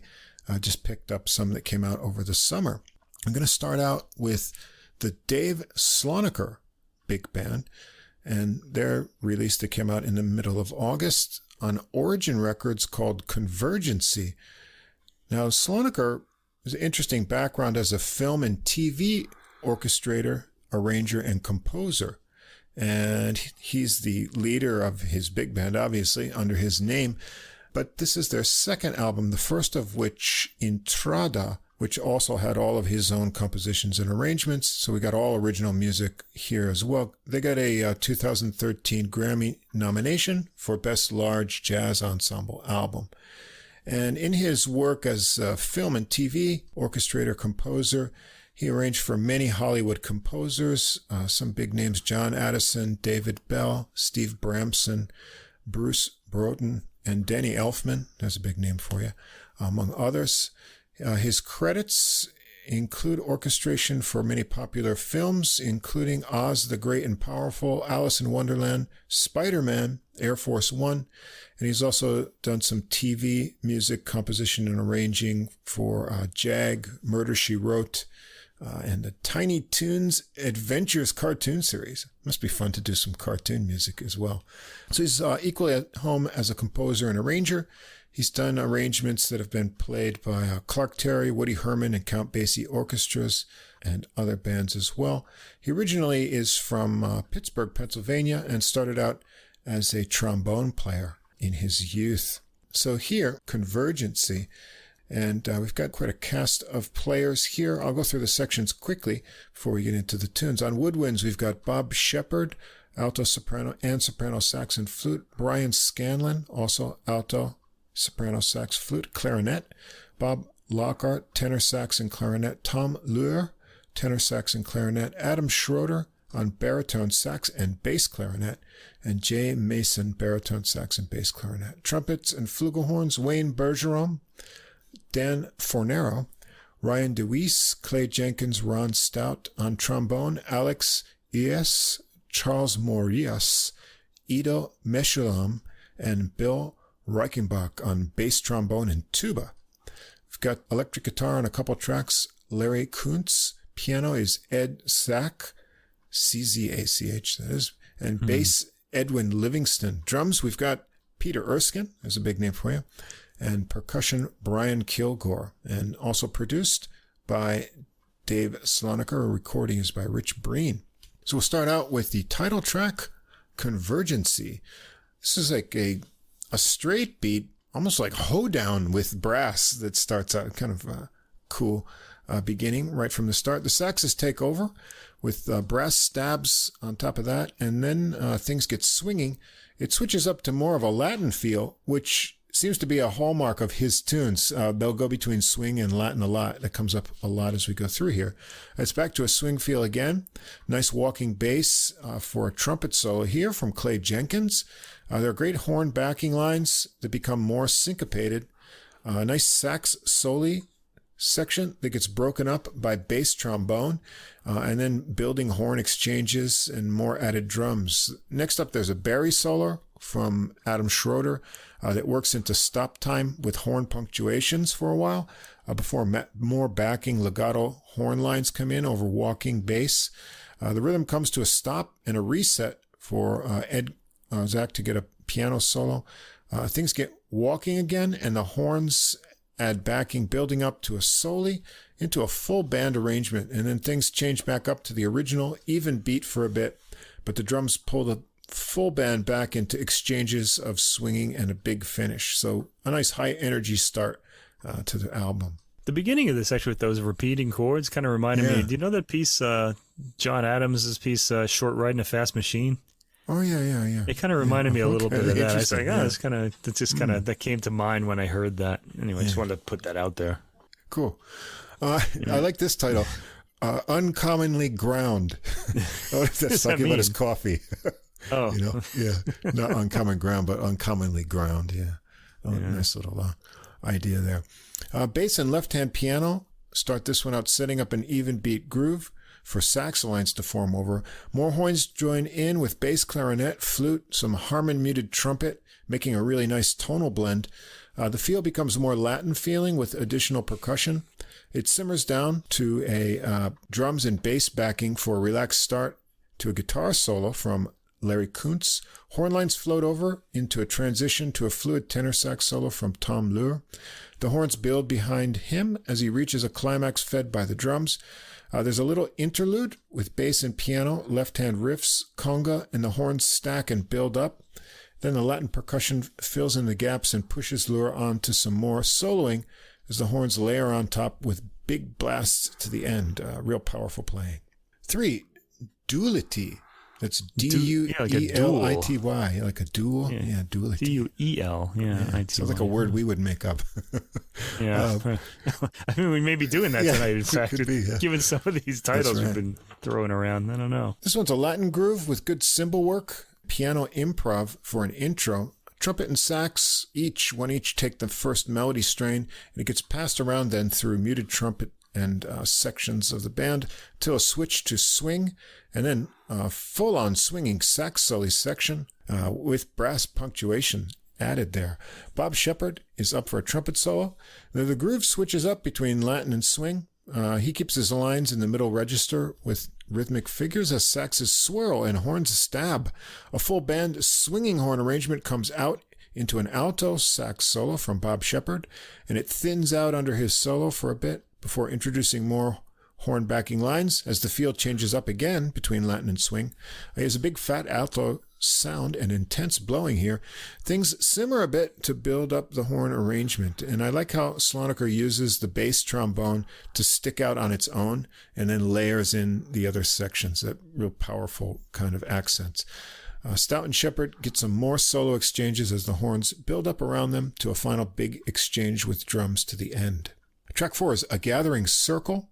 It's a rubato start here with an arrangement of only wind instruments.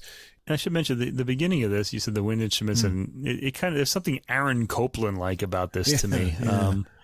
It had that nighttime quiet brass chords. Right. Last week we heard Quiet City, and I was kind of thinking a bit about the whole sound of that, like, and this kind of put me in mind of that, or something by him anyway. Yeah, it almost gets like chorale-like until the rhythm section comes in with a medium Latin beat. Nicely placed conga hits in the time there. It sounds like flute and flugelhorn working on the silky lines in the arrangement. It's a really good horn arrangement with rhythmic figures and more legato parts integrated into it. The horns become really legato and connected into a soprano sax solo from Brian Scanlon. He has an actual pretty tone, which you don't always hear on soprano sax. No car horns here. This is really nice. Lush backing lines with flute and muted trumpets. The horn arrangement floats and the rhythm section builds up into a guitar solo from Larry Kuntz. He's fluid, but with nicely articulated accents here. The horns build up behind him into great soaring trumpet top line, and then the horns grow and carry it until it softens for some space for Erskine to build it up on drums as the horns stack up again and then have falling lines into a soft final chord. Track 5 is A Curve in the Road. This one has light drums that set the swing feel for thick horn figures with muted trumpets. A more swinging feel and riffs emerge with an unexpected pause on the way into big horn lines. Clay Jenkins comes out of that with a trumpet solo. The arrangement leaves him floating over just drums before horns kick in to a good effect. And the solo baton is passed on to Tom Lure on tenor sax. The horn lines come in, push him on, and then build after his solo ends in layers. Things get really swinging tightly into a groove for an alto solo from Brian Scanlon. Nice horn stabs and low bari sax scoops come along. And Scanlon has a thick alto sound, hard swinging lines that weave around the arrangement. Then we get a full band arrangement that gets swinging, but it pulls back to get some assistance from the drums to build up from longer tones and into another swinging full band section. And the bass and piano riff sticks below as the horns pile on and the drums power the lines to another big ending. Track 6 is called Inner Voices. This one has an even beat feel with bass and bass clarinet working a rhythmic line. That's really nice. I always like to get bass clarinets in a big band. Legato trumpet and sax get added on top with more soft layers. Ron Stout comes out with a trumpet solo. He gets a relaxed space to start and has a big warm tone. Rich backing lines, reminiscent of Gil Evans here, I thought. This kind of rich tonalities, swirl and push him on into a full band arrangement with very nice intersecting lines from all the band sections. Rob Lockhart is up next for a tenor solo. He blows easily but with nice rhythmic feel as the Latin feel of the tune intensifies here and the horns add backing lines. Lockhart cranks it up for a climax to his solo and the band really soars with trumpets on high for a bit before it pulls back. And then Stout and Lockhart get some further exchanges as the band comes in for some contrasting full power blasts and softer exchanges to end it. Track 7, Sometimes a Notion. There's a nice trombone and bass line to start with answering band phrases, kind of reminiscent of So What from Miles Davis. I wrote that too. Yeah. Picked that out right away. You picked it up, yeah. Very nice sax lines, and then brass flow through the arrangement. It simmers down for a trombone solo from Alex Ilias. The rhythm wants to swing more, I feel, but it gets into some tasty stop time for horn figures. Ilias is really swinging his lines nicely until Lockhart takes over on a tenor solo. He has some great interplay with the horn backing lines, creating anticipation with hesitation in his phrases. It comes to a pause and a reset to build up from bones and bass, and the trumpets and then sax sections come stacking on top. They all get swinging and then part to reveal a bass solo from Edwin Livingston. He exchanges confident lines with full band swinging lines, and it pulls back a bit for a few lines from Ilias and Lockhart, and then Livingston gets the final say on bass. Track 8 is Vanishing Point. This one's a rubato, but rhythmic intro on piano to get it going. Drum toms add in, and then cymbals and swelling brass lines still in a rubato feeling. There's a pause, then toms and bass set the stage for an airy melody line on soprano sax from Shepard with dancing muted horn backing, and nice lines from the bass clarinet as well. The 6-beat feel is a medium tempo and cool, allowing for lots of textures in the arrangement. Shepard comes out with a soprano solo. The bass lines below create a nice contrast with the legato horn backing lines that turn more to stabs. The horns switch to more legato Gil Evans-like lines for contrast over cymbals and toms from Erskine. And then there's accordion-like woodwind lines. You have to listen to it to see what I mean. And more rhythmic horn figures that give space to more sax lines from Shepard. And there's more groovy bass clarinet before a pause, and Shepard's soprano takes it up to some final tom ideas from Erskine. Track 9, and now the news. A powerful Latin beat with Latin percussion and a bass and left-hand piano line get it going. Great thick trombone lines get layered on top of that. Then saxes, then trumpets, all weave over this groove. This is a really great horn arrangement on this tune. A trombone section solely comes next and impresses with some cool, fast articulation. A muted and voice-like trombone solo comes out, catching some bluesy licks from Ilias. Morias is next for a more full-powered trombone solo as the band changes up to driving swing and then tempo increases. Great solo. The band simmers for a bit over the groove with a building full band arrangement. Next, bass trombone solo from Bill Reichenbach. It's way down there in the horns, back with taut phrases.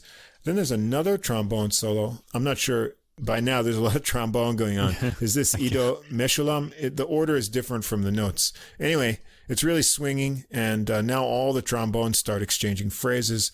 The band builds it up into a rhythmic trombone exchange, then full-bore, searing whole band arrangement, and the bones doodle underneath before the horns stack up and make a muted ending. Really, really cool arrangement on this tune. And the last tune, the only one that's not Slonaker original, is called I Had the Craziest Dream. This is Harry Warren and Mac Gordo tune. Long muted notes over rhythmic piano figures set the stage here for Wayne Bergeron to emerge with a trumpet melody. It's rubato and lush. Bass trombone and trombones get a slow kind of rocking tempo without the rhythm section for Bergeron to float this melody. It's all very rich brass, brilliant arranging here. Cascading lines fall and then build around the trumpet until midway bass and cymbals finally kick in to establish a swinging groove. Bergeron gets cranked into swing and animation as his lines light up into double-time figures, then soaring lines. Sax lines swing in and the lines build to huge crescendos in the bones and trumpets before the rhythm section drops out again, leaving trumpet and horns to finish it. Maybe I like this tune best of all, even though it's not his original song, just for the beauty of the arranging. It's a real dreamlike quality, and I love Bergeron's mercurial changing to match the evolutions of the arrangement. Sonorous brass, rich timbres, and really great phrasing. Really great final piece. So this is a really long recording. When I listened to it the third time intently, though, it really passed by quickly. Just because there's so many great, lines of different tones matched. You can tell his experience as a film composer and, writing different kinds of soundtracks. He just knows how to use each instrument to its best tonal character and for what he wants to express. Fabulous musicianship. Changing rhythmic feels a lot. You don't know if it's swing or Latin. Tonal variety from flute and bass clarinet, bass trombone, good mute combinations on the brass, great big band music with roots to the past, hints to Evans, but creative freshness in his approach too. And all except the last track is original material. So a really great forward-pushing and creative modern big band recording here. Yeah, and it's also a really impressive recording. I thought the ensemble, everybody was captured really well, and all this really crisp brightness to it. It just sounded really good, cushiony on the ear. It's just really great. The ensemble and the brass was really tight. Like you, I liked the arrangements. I wrote that. I thought these were really interesting arrangements, especially when they put in counter melodies and became more adventurous that way. You sometimes get a bit of that going. That always appeals to my classical ear, really. When counterpoint's cool. Do that. Yeah. It's an intensely musical album with lots of class, I said. It's kind of, okay. Yeah. Yeah, no attempts are made to blow away the listener, and I like it when that happens personally, when a big band is kind of just playing musically rather than trying to really wow you. Although, they do that just through their musicality, really. Yeah. I like the straightforward arrangements, and I feel like they just serve the tunes, which I thought was great. And they're his original tunes, and you really want that. So, this was great. And long, it took me I had to get through it for 2 days, but I really did enjoy all of it. It's just I just have these short listening periods that I use to listen to these sometimes. It's great, though. It really draws you in. I mean, you don't know these tunes because they're all original, but the way they're presented really pulls you into them, and they start to become familiar right away. So, definitely check this out. I can see why he got that Grammy nomination. Nice to see him win something for an album of original music, maybe this time. All right, we're going to go with someone who's been on the podcast a few times. Who we really like. Actually, I like very active musician here. Yeah, Stephen Feifke, the pianist. Yeah. And now this recording kind of picks up on a theme we had last week with Steve Turet's album Generations. And the idea was that he came up always playing with older players when he was young, and now he's sort of an elder statesman and brought in some other senior players and younger players together for that recording. And so here, a similar title, Generation Gap Jazz Orchestra. And so Feifke's here with as the composer, arranger, orchestra, and conductor, and he's got a co-leader here in the trumpeter, Bijon Watson. And they've got a lot of big names here. Feifke seems really busy. He's always recording something new. And so it says here about this recording, the long-standing tradition spearheaded by artists like Art Blakey and Horace Silver of hiring the young guns for an ensemble has all but disappeared in recent years. In creating the Generation Gap Orchestra, Bijon and Stephen make the objective of this band to strengthen that tradition of mentorship that has shaped and defined the jazz idiom since its earliest beginnings. So we got a mix of players here, and we featured Stephen Feifke's previous big band recordings, and going back to episode 11. That was his recording Kinetic. That was the episode title was Killer Bees, Bach, Busoni, Bruckner, and Big Band. Back when we had long titles, so we still sometimes do. I'm still listening to that one, by the way, Kinetic. It's a good one. Got that on from time that to was time. Actually on our best of 2021 list as well. Absolutely, yeah. And then I guess it was maybe recorded before that, but came out after in 2021 was a Prologue. And that we featured in episode 34, Big Band Booze Up. Boy, we liked those titles back then. Yeah, and, we did. That was a good one, though. I like that one. And last we year... were drinking a lot more booze back then, too. I think we've kind of cut back now. I can't make it to the end without slurring my lines if I have some booze. And I don't know if it was recorded a couple of years before or not, but at least it came out on streaming last year. Season Swinging Greetings. So if you're looking for a Christmas album, check that one out. That's on my playlist for this this Christmas. Yeah. And then also earlier this year in April, he had a piano trio recording, Stephen Feifke, The Role of the Rhythm Section, which is also really good, although we didn't talk about it on the podcast. Yeah, and that particular one was never released on a CD, which is kind of odd, because this one is, new one. Yeah. I always wonder about that. Yeah, and this one is on Cellar Live label, Corey Weeds' label here with this recording. So let's go through. Stephen Feifke, as I said, co-leader, piano, arrangements, and orchestrations. Bijon Watson, co-leader, lead trumpet. We've got a few guests. We've got Chad, now he calls himself Chad ALB on the notes, but it's Chad Lefkowitz Brown, who we also heard the kind of virtual big band that he recorded during the pandemic, which was a really cool album as well. He's here on tenor sax, just on track 1. We've got Kurt Elling lending his voice to a couple tracks, and also the trumpeter Sean Jones guesting on 2 tracks. The regular band section, saxes, Alexa Tarantina on alto saxophone and flute, Christopher McBride on alto saxophone and flute, Thomas Luhr, tenor saxophone and flute, Roxy Koss, tenor saxophone and flute, and Lauren Sevian, baritone sax. Trumpet, Bijon Watson, who we just mentioned, trumpet and flugelhorn, Tanya Darby, also Mike Rodriguez, who we've heard before, and rounding them out, Danny Jonokuchi. Trombone, John Fedchuk, Javier Nero, Kalia Vandiver, and Jennifer Wharton on bass trombone. Oh, wow.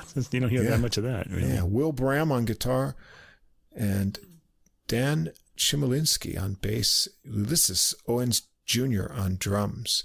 Executive producer is Corey Weeds, also sharing with that Stephen Feifke and Bijon Watson for producing credits, and mixed and mastered by Dave Darlington. All right, we're going to start out with a Feifke original, I've Got Algorithm. So it's based on... great title. Yeah, based on rhythm changes. And so piano and rhythm section take it around the rhythm changes once to start it out at a really pretty fast tempo. A swinging sax section arrangement comes in with brass stabs and brass taking over on the B section. Saxes trade solo lines with huge brass backing, trading off with Chad ALB, Roxy Koss, Thomas Luhr. I think it's Chad Lefkowitz Brown who gets a longer solo here for himself. Then more sax trading. Then we've got Mike Rodriguez on a trumpet solo. The horn lines are constant fun, backing them up and then exchanging with drum, building up after the solo, swinging hard to the final furious and screaming end. There's a lot of screaming ends on here in the trumpets. An exciting track, really. Yeah. Now, track 2, we're going to get Kurt Elling join in on this tune, Sassy. The credits for writing this one, Benteen, Bodine, Siegel, and Elling. Drums kick in, a funk beat with some horn lines into funky electric bass and hand claps. Elling's the star here with the lead vocals. There's some cool muted trumpet backing lines, and Elling adds bluesy vocalizations between his main lines. There are breakdowns section with just vocals over drums and a little bass fills from the bass here. There's some funky wah-wah guitar, and Elling overdubs for thick backings in his own vocals.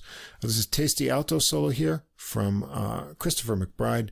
The end really builds up with full band horn lines, Elling's layered vocals, and more solo sax to a crazy descending septuplet electric bass line to finish it off. I suspect this is a different version of this than on his album Super Blue. The Super Blue just came out last year, I think, and this was on that. So right. It's the second track on that, but I'm guessing this is a different. I didn't compare with the horn lines and everything. Yeah, because it's a different band. Okay, anyway. And the third track is a big band arrangement of a Joe Henderson tune, Inner Urge. So it's got a drum intro into some alto and Barry sax lick exchanges from Alexa Tarantino and Lauren Sevian. They sync up rhythmically over the melody, and then the band takes over the theme with saxes swinging hard and good brass counterlines. Tarantino screams out of the arrangement with an alto solo. I like her floating phrasing with some phrase gaps and accents. The bones get a cool backing line behind that. And then trumpets blast in too as Sevian takes over on Barry sax. She blows intensely, digs low, and gets some edge on her tone. More bones backing and stacking on trumpets to a cool sax soli line that builds to a full band arrangement. Then we've got Ulysses Owens Jr., who has been kicking it up hard on the drums all the way underneath.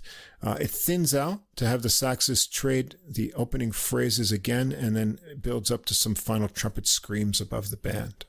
Now we're going to bring back Kurt Elling for track 4, Until, a Sting tune. And this one always reminds me of Jim Croce's Time in a Bottle, because it says something like that in the lyrics too. It's kind of waltzing thing. We get a nice stacking of woodwinds and brass with lower blasts for an intro that builds, and then it gets into a waltz tempo for Elling to come in with the vocals. There are a lot of swirling horn lines and accented blasts through the different sections, and Feifke adds nice piano textures below. Elling does a good job going from very tender to more forceful, and he keeps his own with the horns when they come in. Feifke has a piano solo midway. He makes it a bit bluesy, has some creative rhythmic ideas in his lines, and the band gets a shot at the melody with a full ensemble arrangement before Elling returns. It comes down with just horns under Elling, softer with flutes and flugels, and then gets thick with lower brass over effects added on layers of Elling's vocals. Now we've got another Feifke original, Scenes from My Dreams. Drums kick it in, keep a heavy, slow beat for a thick build-up of swinging and screaming horns.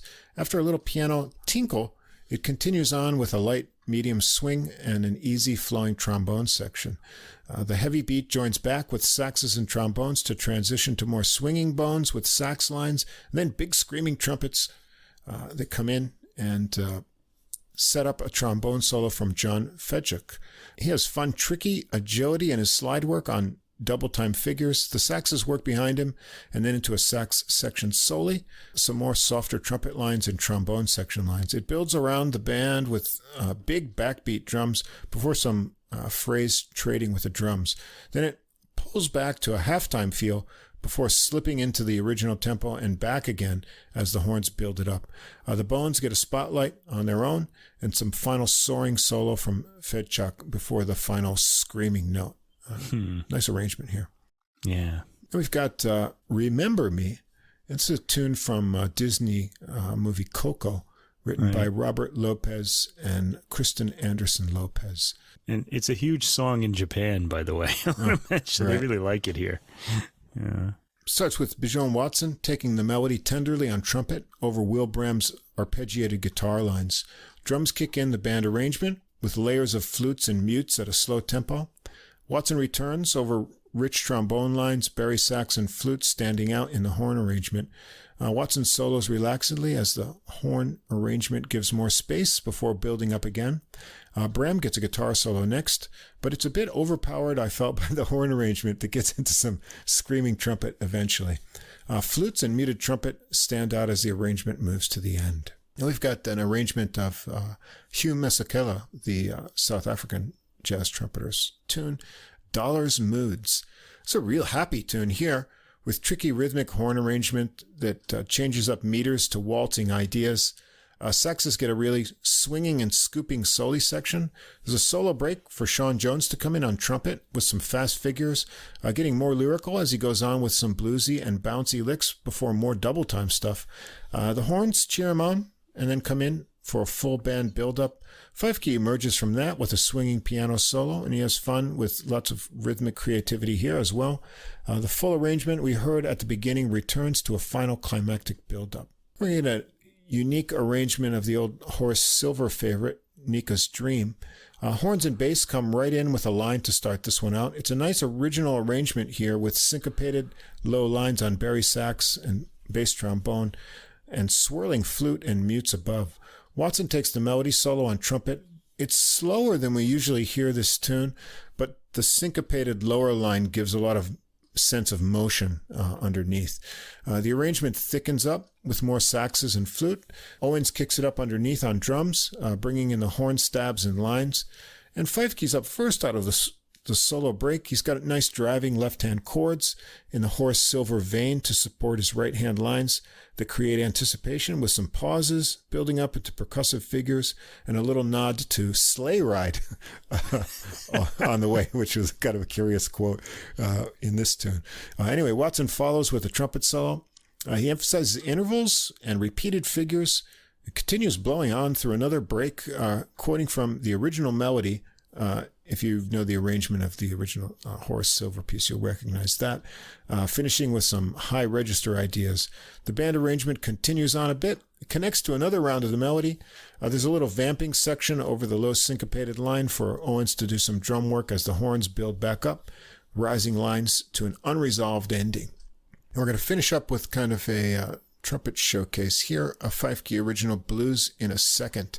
One note syncopated bass and bass trombone kind of feel, and busy drums make a setting for Sean Jones and Watson to trade trumpet lines as the band builds around them, and the trumpets take the swinging melody lead. The band builds to a big break for a trumpet solo. There's a lot of shaking going on here. Like that. I believe it's Sean Jones here. He continues on with darting and fluid lines. There's another break into another trumpet solo. And then another, trading back and forth. Actually, well, all the trumpets get to join in on exchanges, and they all have different ideas, and you can pick out the individuality of their tones. Swinging sax sectional comes out of the trumpet solos on its own, joined by the whole band building it up. Drum hits break it up into the trumpets getting another go at the melody, and that builds up with big lines to the end. So, another fine big band release from Feifke. We got a lot of varied material as far as composition-wise, originals, interesting arrangements, Horace Silver, Joe Henderson. We've got Elling's guest vocals on 2 numbers. There's lots of trumpet going on here with both Bijon Watson and Sean Jones. Exciting solos all around, great arrangements, and lots of hard swinging. Yeah, I've got to hand it to you. Stephen Feifke was a great discovery, and I never would have found him without you. So thanks for that, Russ. It's been good for me, too. Yeah, and I just like how he's always got something new coming out. He's a very busy guy. He's also got this really distinctive piano sound, and I think he'd be a great solo pianist as well. I mean, he's setting himself up to be like a big band, conductor and things like that, or director. But I'd love to hear him solo. Actually, he was great on the Piano Trio album. He's got a distinctive sound. It's very big and it's really kind of jumpy, sort of like he's got this real kind of rhythmic kind of spring to his playing. And I really like hearing it. Yeah. So there's that. I'm following all of his releases now too. This was a hard swinging album, like you don't hear too often. I really liked that. Kurt Elling is great on it. By the way, I didn't mention this either, and I've got Algorithm. And 1 minute and 37 seconds into that, there's a final chord, like it sounds like it's over. And a minute in, like, what's going on? And it ends, and the swinging rhythm and solo just keeps going. I thought that was a really nice touch. Yeah. It's like something like Haydn used to do in, classical music. Yeah. But I really enjoyed that sort of effect, that little surprise.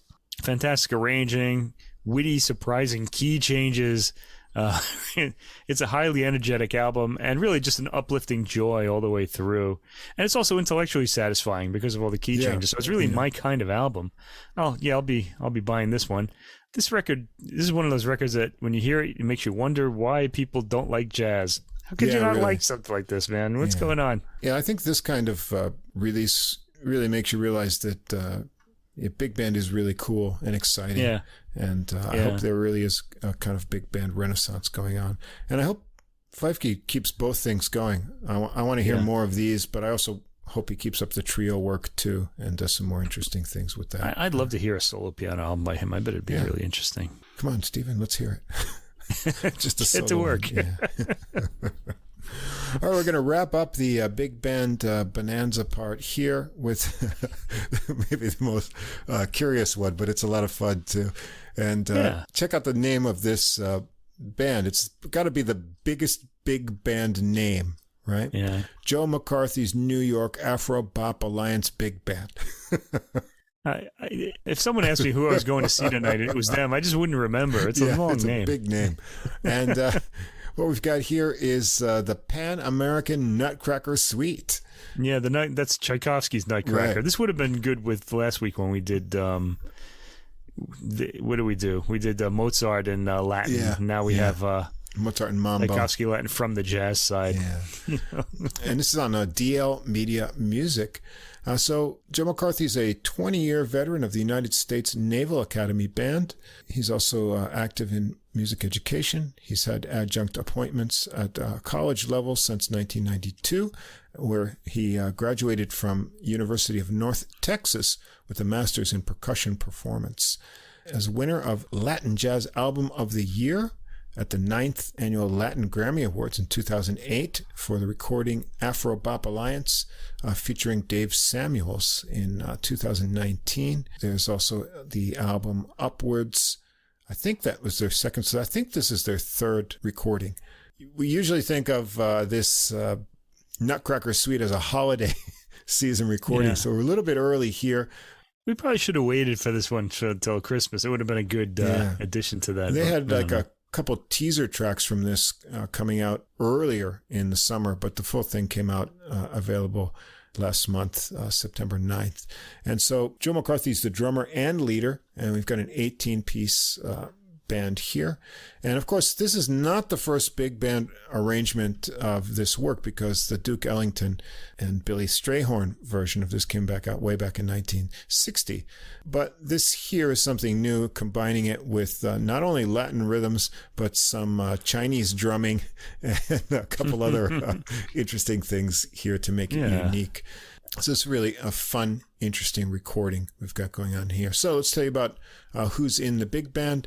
As I said, McCarthy on drums. We've got our good old friend Boris Kozlov on bass. Oh, man. Yeah. He's everywhere. Yeah, the Russian Ron Carter, as we call him on the program. Yeah. Louis Perdomo on piano, who we've heard recently with Miguel Zenon and Tom Harrell in recent episodes. Samuel Torres, percussion.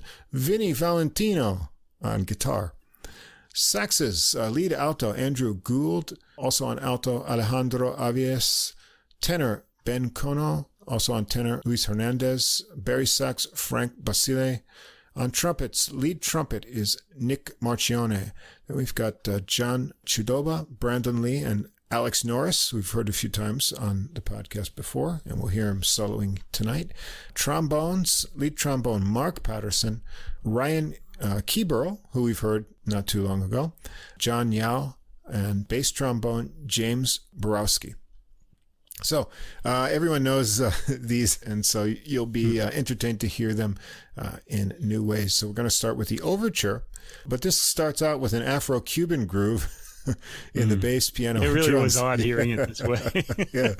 Saxes and bones work counterlines, and then trumpets stack on top. It gets into a lively Cuban feel with a fun arrangement of band sections. Alex Norris emerges with a trumpet solo, and he has smooth lines, chromatic figures, and then some more harmonic, adventurous explorations building up to a high climax. The band comes back with full power lines to a quick break and a reset to the melody, and the final drive has some little breaks for drums and percussion to kick up to the screaming horn lines. Track 2 is The March. This one starts with the traditional bolero snare intro, like you always hear it, and the trumpets and saxes come in with a fairly straight version of the melody. And then it turns to mambo. And so that's the trick of this arrangement here. It goes back and forth playfully between the straight up traditional version and then into this mambo. A raging swing section comes up and then leads to a piano solo from Perdomo. He plays it intensely, rhythmically, with percussive chords, and McCarthy drives him along with the drums. A horn line stacked behind, and then Ben Kono comes in with very suavely with a tenor solo. He gets more aggressive and edgy as he blows along. Back to the straight melody in the trumpets, and this time, as it goes through, there's this upward swirling sax line underneath it. It's in the original score, but it's obviously not a sax. You know, it's so that's I cool. thought that was cool. That stuck out for me too on this. And then that exchanges again with the mambo sections into a final blast. Then the most famous part of this work, the Dance of the Sugar Plum Fairy. This one gets a syncopated ostinato bass and a 70s-ish wah-wah guitar over Latin percussion to start it. I wouldn't have thought to arrange this way, really. This really is unique. Trombone stabs build up to muted trumpets and wah-wah guitar together, playing the familiar melody, but cha-cha style. Yeah. Then saxes take the counter, dee-dee-dee-dee-dum line. So that's a nice arrangement there. There's fun percussion breakdown into cool arrangement with bones, getting a broken up version of the melody with swirling saxes and soaring trumpets. That breaks up for a bari sax solo from Frank Basile over the opening bass and rhythm idea. Next is Ryan Keeberl on trombone. We heard from him back in episode 56. Here he plays his rising figures, powerful blasts. Finally, we get some frantic alto from Alejandro Aviles. Perdomo gets some intense solo time too over washy guitar chords and Latin percussion. Drums, as well as the horns layer back into a cha-cha reset to the end with some final percussion and guitar wah at the very end. Then we've got the fourth movement, Trepak. Here, McCarthy opens it on drums and then kicks it into a fast mambo. It switches up to 6/8 on the way, and the horn arrangement builds up to a huge fall. Next are a trumpet solo, tenor sax solo, then a Harmon muted trumpet solo, and an alto sax solo over the groove with drums and Latin percussion. It doesn't say in the notes who the solo players are. The horns start to stack in behind the alto. We get a cool little percussion breakdown that slows and then speeds up the tempo back again to a final full arrangement of the melody with swinging saxes and huge horn stabs to the end. Then we've got the Arabian dance.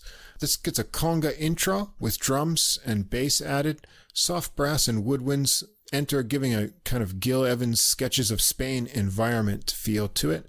Perdomo adds ringing piano figures between the lines. It's lush with flutes and harmon mutes, and Andrew Gould emerges with a soprano sax solo that has some fun modal and rhythmic play, and it charms the serpents right up to the end of the tune. Next is Chinese Dance, track 6, and McCarthy starts this with some actual Chinese drum and percussion patterns. So it's a completely different tone to the drums and feel. It's very busy, but there's some conga added in there. It's rapid and tight. Ringing piano and bass usher in the bones and trumpets with some trilly saxes as well. Syncopated brass stabs give it a playful mood, and it builds into some big blasts and then a really singing trombone solo exchange from multiple players. The horn arrangement around them keeps the playful dance feel. It builds up and then ends on a mellow sax chord. The main theme in this, arranged this way, it almost makes it sound like Handel's Joy to the World when the main theme comes in. It kind of was waiting for the rest of that after the Joy to the World part. It just went off on its own way. Yeah, that's a fun one. Track 7 is Dance of the Reed Flutes. This one gets a pushing samba tempo with some piano from Perdomo to start as brass lines float in and then trade off to saxes. The trumpets have great blasts on top as the saxes and trombones exchange. There's some wah guitar under with more cool trombone lines that build to more full band section exchanges. This is really fun arranging. Valentino gets a guitar solo with a rather unusual echoey tone. The rhythm section drops out for a bit as the bones come in with a powerful section, and then saxes and trumpets stack on as the trumpets kick in again. Comes back to a more playful and bright samba feel to the end with a screaming final hold. Track 8, The Waltz of the Flowers. Lush horn lines alternate with undulating piano figures from Perdomo for an intro, and then drums introduce a beat that Perdomo gives this kind of rhythmic feel. It says in the notes it's a Venezuelan joropo feel to the waltz of the flowers melody. Once it gets going, it's elegant with singing trumpet lines on top. Valentino gets, in contrast to all that really wacky wah-wah stuff he was doing, an acoustic guitar solo. It really sparkles and comes out with clear articulation. There's some nice cup-muted trumpet lines answering the main melody as the arrangement continues on in layered lines, till a change up in mood for a jazzy tenor sax solo. The horns build again, return to the waltz theme. a lot of variations of tone as it gets passed around with flutes and saxes to the brass, and then McCarthy kicks in the final brass blast for a big ending. Yeah, overall, it's just a lot of fun on this album. All the familiar melodies, from Christmas concerts in Tchaikovsky get set against Cuban, Brazilian, and other rhythms with inventive arrangements. It's exciting, sometimes humorous, but also skillful in the use of tones in the instruments and textures in the arrangements. Intense solos. McCarthy drives things hard on the drums underneath. So have a lot of fun with this and then keep it around on your rotation into the holiday season. It's sure to have a good part in the big band Christmas sort of cycle. Yeah, I think the main thing to say about this is, like you said, fun arrangements. It's really fun. Yeah. And, Christmas is fun too. And this is like a Christmas piece. So it's just really perfect, I think, in that way. It's a little different. I mean, we've heard the Nutcracker a million times. It's always good to hear something different. This is really rhythmically incisive. You hear all those, those melodies just kind of stretched out into like different kinds of rhythms, which I really liked. Yeah, it's a lot of fun. Yeah, if you're over familiar with the Nutcracker but looking for a twist, this is the way to go. Highly appealing and entertaining all the way through. I would like this closer to Christmas, though, I have to say. Yeah. It's just, I mean, if you just, someone said, how about a Latin version of the Nutcracker? So you say, what? It's things that you would think don't go together, but in the end, they actually go together quite nicely. What's next? A Latin version of Stockhausen? What? Can you imagine? Jeez. No. There it is. The challenge is thrown out there. Who's going to take it up? I'd listen to it. Yeah. Oh, yeah. You never know. So we've got some new, interesting interpretations of Beethoven. Sure to make you get reinterested in those pieces you've heard many times before. But I thought these are kind of fresh and big-boned. We've got, some other challenging, maybe contemporary music, but nothing too challenging. I didn't think, I didn't think it was too challenging. It was not off-putting or anything like that. And then we've got some different big band here. We've got hard swinging. Everything's pretty much hard swinging, but we've got some Latin, all original things in there. Lots of big sounds. Going to really light up the speakers this week if you listen to all these recordings. I liked all of it. My two favorite recordings were the Second Symphony, Beethoven Symphony 2, with the Brett Dean piece by Jurowski. Yeah. And the other one was the Stephen Feifke Generation Gap Jazz Orchestra. Those were the two big listens of the week for me. I really enjoyed both of those. Cool. Yeah, I guess I liked all of these. I did too. I liked them all. Yeah, it's a really satisfying week of listening here. Yeah, I think we might have another satisfying week next week. Next week we're going to do some piano. Go back to piano just because we have so much. And yeah, there's always a lot of piano in classical and jazz both. That's for sure. So that'll be something to look forward to then. If you want to find out what those are, come over to our Facebook page after you check out this episode, or go onto Deezer because the playlist for next week will be up shortly after this episode. And so if you come a little bit closer, you can get that secret information ahead of time. Come over to Facebook anyway and check out what goes on over there. Leave a comment. See whatever posts I find for new releases that might not make it into an episode, but are worth checking out every day there. And also, thanks as always to Fast Signs of Staten Island for our glowing neon logo. Anything else you want to say before we bid everyone adieu, Mike? Not really. So we got piano next week. I'm going to throw a harpsichord in there too, just for a little variety. But looking forward to it. And it was a fun week. I hope you guys are going to listen to these recordings and not just to us. Yeah. We really want you to hear the recordings. Yeah. Definitely check these out, especially that Beethoven second. That was a good one. Maybe my new favorite version of that. So yeah, it was pretty thrilling. I liked it too. All right, and there you go. There you go. Another satisfying episode 83 of Adult Music, the podcast with music for the mature mind. We'll be back again next week with episode 84. So check out that playlist, and we'll see you again next time.